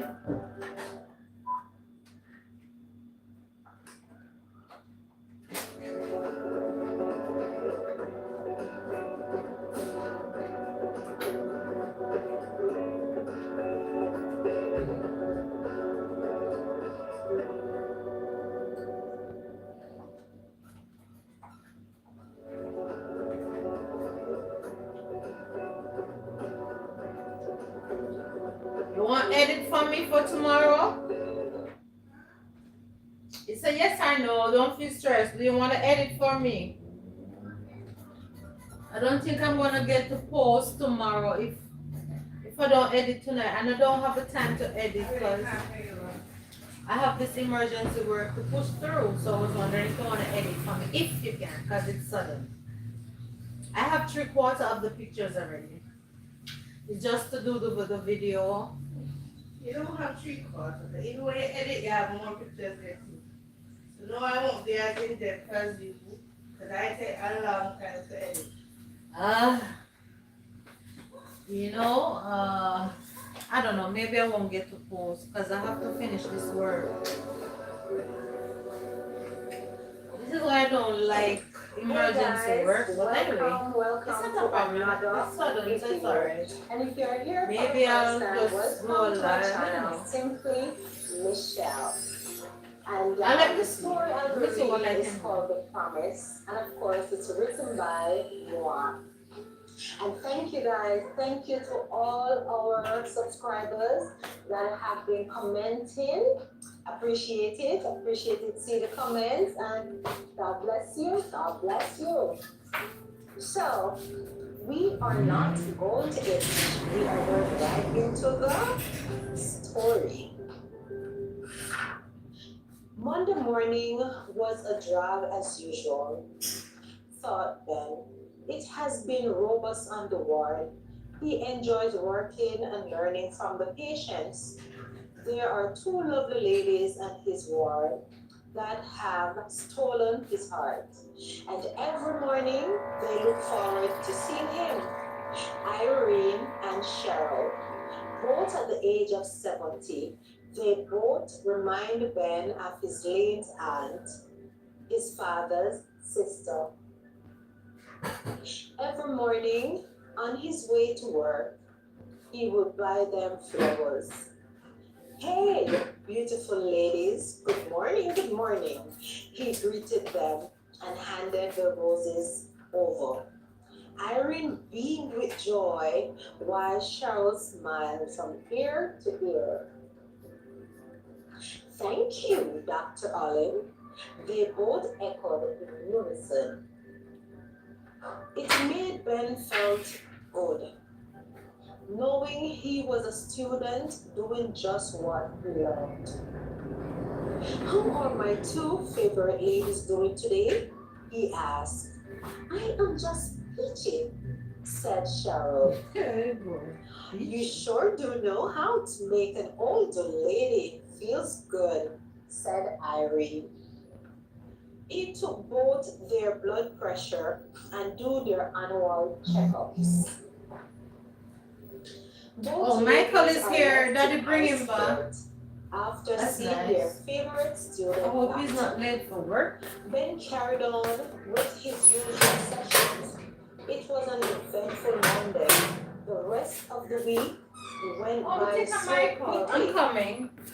It's hard to believe it was Friday afternoon already. Ben heads straight to Haven't the seen shower Mike? to take a warm bath, well deserved. Soon after, he packed his bag for the weekend voyage. He decided to call Tessa. The phone rang 3 times before there was an answer. Hello, answered Tessa. It's me, Ben. How are you? Are you ready? The thing is, we will have to grab something to eat on our way, said Ben. No problem, said Tessa. I am ready and waiting, she said. Alright. Okay, said Ben and hung up the call. Few minutes later, ding dong, ding dong. Tessa rushed to answer the door. Hey, that was fast. You'll have to she take the said. taxi. Your father calling him and not getting I him. can't afford to have And he's you running waiting, late for my work. lady," he said. Alright? Oh, thank you, Mr. Allen. How Yeah. sweet of you, Daddy said calling Mike Tessa but not with a getting smile. him. So he maybe By have way to of must go find information, me home. we are sailing You'll Boston have to take the Harbor, camera home. she said. Excellent, Yeah. Cause said Ben. no, because exam So over what did early, you but they're say to having your class dad calls. about me? He asked. But Troy look like Rain is gonna call. He wanted to take him home, but with a sudden pause. I don't know. Maybe because of the heat Well, of excitement they're having, he didn't hear the nothing. phone. I plan to surprise him, she answered. Excellent, said Ben again with a heartfelt sigh. And do you think that's a good idea under the circumstances? Asked Ben. Maybe, maybe not, but I did tell him I have a surprise for him and you are it, she said. It? Tessa felt her cheeks grow red hot immediately. Tessa, shouted Ben, I am an it? I am an it now? You couldn't have done any better than that? Asked Ben. I don't mean it like that. Of course not. I didn't mean it like that, explained Tessa. Just trust me, okay? I know my dad. Trust me.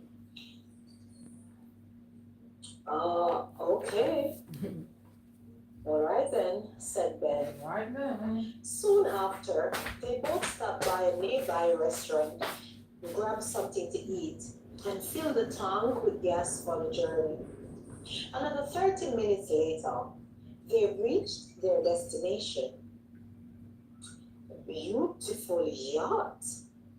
That must be the one, said Ben. What gave it away? Asked Tessa with a smile. How could I have missed it with such a beautiful name? Who named it, by the way? You or your dad? Asked Ben. My dad, of course, replied Tessa. Brilliant idea. I love it, he exclaimed. Yep, you boys and your toys. said Tessa with a grin. Daniel was busy attending to something in deck. He didn't notice their arrival. Hey, Dad, said Tessa as she greeted her dad with a hug. Baby girl, you are early. I wasn't expecting you until later on this evening. Good to see you. By the way, you're looking real good, said Daniel with joy. Ooh, who is this? Who do we got here? Asked Daniel. This is Ben, my favorite and special friend, said Tessa in excitement. Oh, okay. You are the infamous Ben that stole my daughter's heart? Asked Daniel. We have a great deal to talk about, you and I, said Daniel. Ben stretched forth his hand and gave him a firm handshake and said, Nice to meet you, Mr. Flynn. Yes, we do. I am Ben Allen, but by the way, and I was born and raised in... Whoa, interrupted Daniel as he interjected, stopping Ben from going on any further. We can catch up on all of that later. And I insist, call me Daniel, he said, and slapped Ben on the shoulder. Ben's eyes widened in surprise. He felt like 17-year-old boy all over again. Did he just give me his approval? Thought Ben. Daniel looked back at Ben and smiled. Daniel knew his daughter. For her to surprise him And with Daddy Ben, is still trying to call He Michael. must be Why don't someone that she- little boy don't she pick up, knew. man? he would have been Mm. approved of. And he must Seems like he mean left a the phone great in his deal to bag or her. something. But little did they know that Daniel had already did his background check again when he learned Tessa had fell in love back in the summer upon leaving the village. He loved the fact that Ben had a humble beginning, but in spite of his disposition, he persevered and still trying to make something of his life, compared to many who have got things handed to them on a platter, thought Daniel. Tess, get Ben and I something to drink, requested Daniel. Sure, Dad, said Tessa. She looked at Ben, nodded her head, and smiled at him with approval. So, Ben, have you ever sailed before? Asked Daniel. Nope. My aunt and uncle have invited me before several times, but for some reason, I just didn't get around to doing it. I love the name of your yacht a lot, by the way, Daniel, said Ben. Sure you do. You're in love with my daughter, and it was named after her. Are you not in love with my daughter, then? Asked Daniel. Well, Ben stuttered as Daniel caught him off guard. Well, yes, it do make sense, murmured Ben under his breath. Yes, I do love your daughter. So, where do you see going? What are your plans? Asked Daniel. Tess is not someone to play with, you know, Ben. Her standards are different from most. I mean, I don't think that she's my daughter, but they're a little different. But the fact that you are here before me means she made up her mind about you. So talk to me, son. Talk to me. Let me know what's happening. I too do not play games, Daniel. And one of the things I love and admire most about Tess is her faith and her standard. It's not without its challenges, but I will not have it any other way. I do ask her to let us make a promise to wait for each other, and during that period, we would abstain while getting to know each other until graduating university. She said, well, Daniel giving Ben the knowing look. Ben restructured what he was about to say. Well, after asking your permission, of course, for her hand in marriage, then I would pop the question to her for us to get married, explained Ben. Daniel looked at Ben in awe and said not another word. So you see, Daniel, I am crazy about your daughter, and I promise never to hurt her, he said. Said Daniel. Don't make promise you can't keep, son, said Daniel. You might not have any intention to hurt her, but try as you might, you will hurt each other, especially when you care so deeply for one another. So, here is my advice. Pay attention and listen when she speaks, and communicate. Communication is the key for any successful relationship. Women are complex. They are complex beings. Try as you may, it gets tricky at times in relationships, he explained. Thank you, Daniel. I appreciate the advice. What advice? Asked Tessa as she enters the deck. Both men looked at each other and smiled. The beer is yours, Dad, said Tessa. So why on earth are you giving the Goldman apple juice? Protest Daniel. I am allergic to anything alcohol or grapes, explained Ben. You're kidding. You're kidding, right? You're pulling my leg. Nope, said Ben. My deepest sympathy, said Daniel in a deep, low voice. What? Asked Daniel. He's missing out. Dad, shouted Tessa. What? He is missing out. A grown man who cannot drink any alcohol or even eat grapes. You're missing out, son. Ben looked at them both and laughed. Tess, how about you give Ben a tour of the Tessa and choose your rooms? I will go and start dinner, said Daniel. Also, text me Greg's number. I want to talk to that goofball. Okay, Dad, she said. He likes you a lot, Ben, said Tessa, dancing around Ben. Ooh, what are we talking about? Asked Ben. My dad, of course, responded Tessa. Really? You think so? He asked. I know so, said Tessa. Ben felt pleased, hearing that Daniel is approved of him.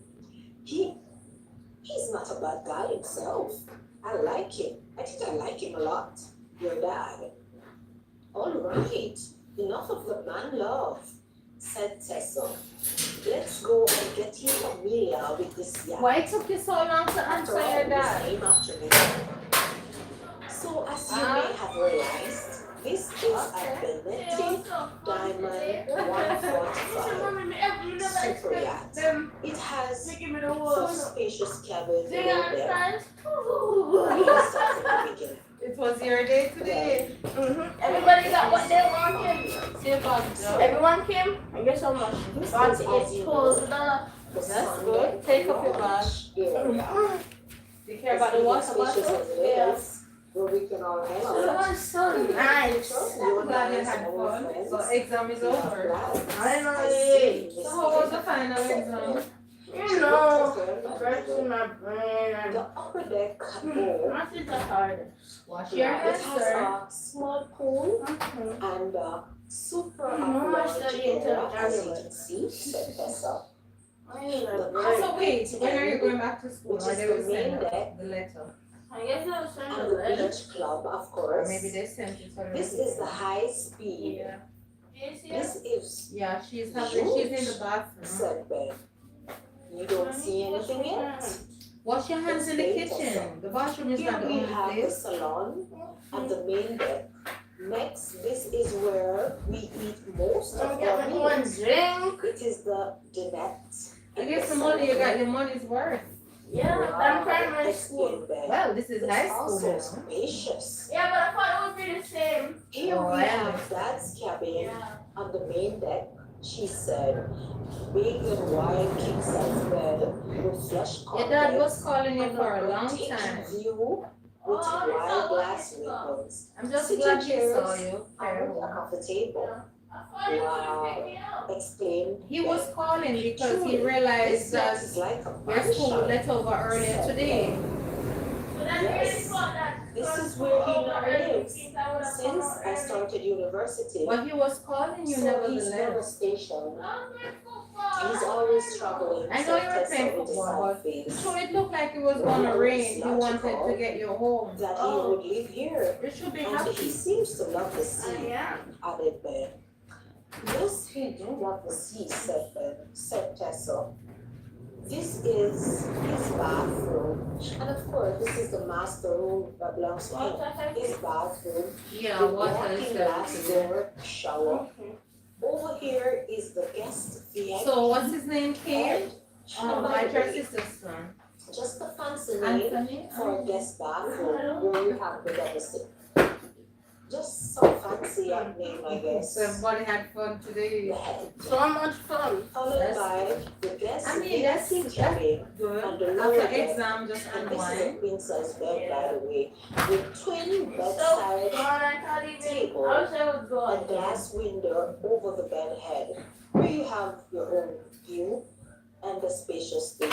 And So this sometimes is flies your when you're room having bed, fun. so you can rest your body That's why they here say and time talk flies when later. you're having fun. Oh. Going You're through running alive. there, let me open. Oh. As I pulled open her cabin door. And this is my humble abode. Yes, before you say Ben, it's a lot of pink. Pink So everywhere. everybody stayed back for the class party? Your fluffy carpet is white. Said want to be a Ben with a grin. Yeah, talk to me. So how challenging was the maths exam? Tessa. Over there is my bathroom and my walking closet. And it is spacious. You answer all the At questions? least not for me, said No, Tessa. what a And question. go through there, Who that said she's cabin gonna door. give us a, It's another cabin. Over there, and months. the because cabin. they were doing it. We can decide Oh, you and the I. questions were incorrect. Your cabin and my cabin is outside with queen size beds. That's a nice And teacher. further down, I'm Yeah. gonna stop them hard, I'm not going on there. And the Further words, down, it you said, have the sun I think I person and said, a gym. um, Wow, the gym. and There's so, some working out down here. up, Who knows, maybe next time, the amount of apples can serve said Tessa. 6, So 10, let me get or this right. 50 students. And they said, how Master many apples bedroom, are there? upper deck, I tried and four other time, cabins I tried to below do it, deck. I didn't work. A Sonia, gym, It you didn't have work. another large So the question was lounge, incorrect? That's what she said? conference room. Maybe it's the way in which Yes, they worded said it. Tessa. Yeah. I hope she remembered though when she marked Awesome. Mhm. Exclaimed Ben, this is a full pledge. Oh. He said, Oh. Yeah. She said, so, Maybe too much That's so all. your sister knew That's because So, I how do you like picked up it? some too and it was She like asked. I love it. bubbly. I see why Daniel loves Maybe it. with a girl. A sense of peace How and much is it? serenity. Also very comfortable and spacious. In case you haven't realized by now, Tess, I'm sold. I love space. You know, I can't take one of The room is just cluttered. We can't find space to move. I can understand and see that. After all, you are tall and huge. Coming from the person who's thin and small. Also, you guys All have right, to get Ben, a I burger. see I that thought it's a joke, pizza. said Tessa. As they head up the stairs, the scent of freshly made juice, an pleasant smell of the honey garlic crisp fragrance fills the air. There's so much of It smells like that is almost done cooking. Yeah. My mouth is watering. Ben took a minute still get to look at Tessa's mouth. He changed his mind.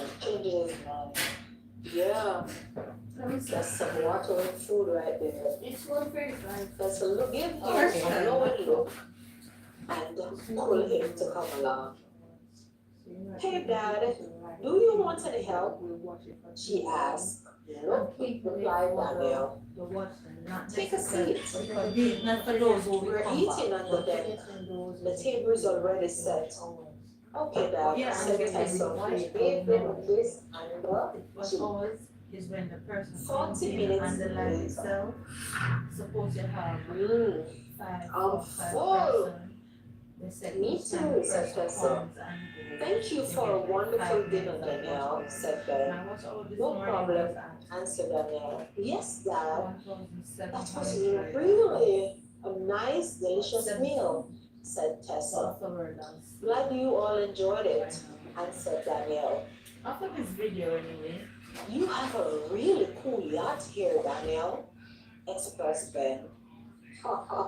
Yeah, I know. Thank you, Ben, said Danielle. It's my second baby.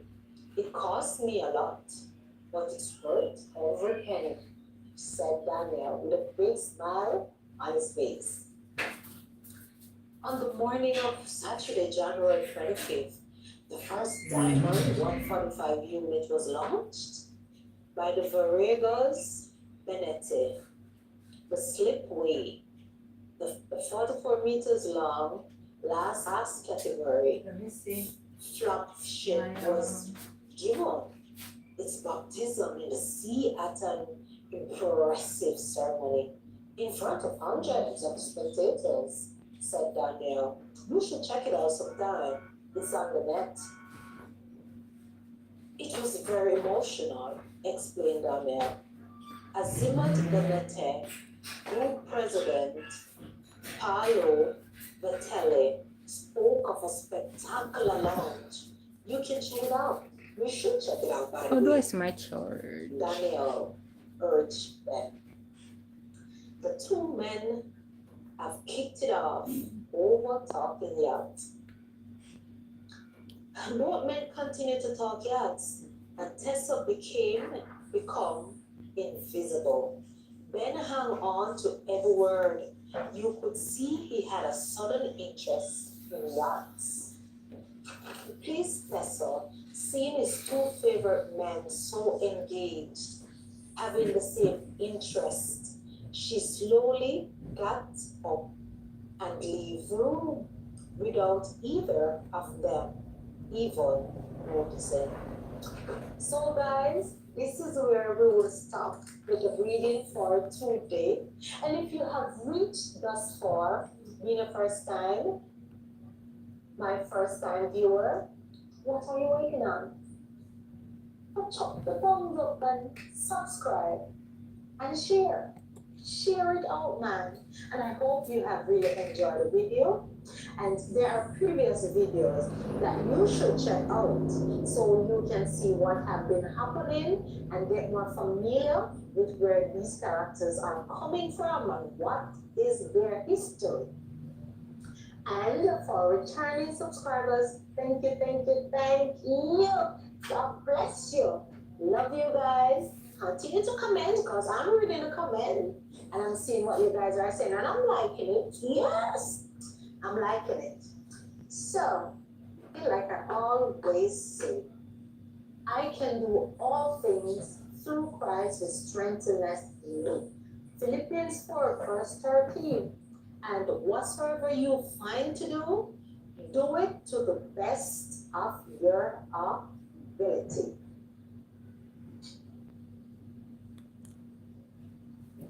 Thank you, guys. I just want to say thank you for being here. Appreciate you, Joseph, Sister Blessed, and all the others that came in but did not identify themselves. Appreciate you all, silent watchers, as well. God bless you. Thank you for the support. And yeah, have a wonderful rest of the day. I have to cut it here because I have some emergency sewing to complete by now to deliver, and the latest Thursday, and today is Tuesday, so yeah, I have to cut it short. Yes, not sure if I will be able to upload my regular story tomorrow because my editing is coinciding with my paying job, so something has to give. All right, so thank you, appreciate and love you all. See you in the street. Sissy Blessed, not sure if I'll be able to see you today, but I'll definitely see you. Don't worry about that. And love and appreciate you always, Sister Blessed. All right, bye guys. Thank you. Bye bye.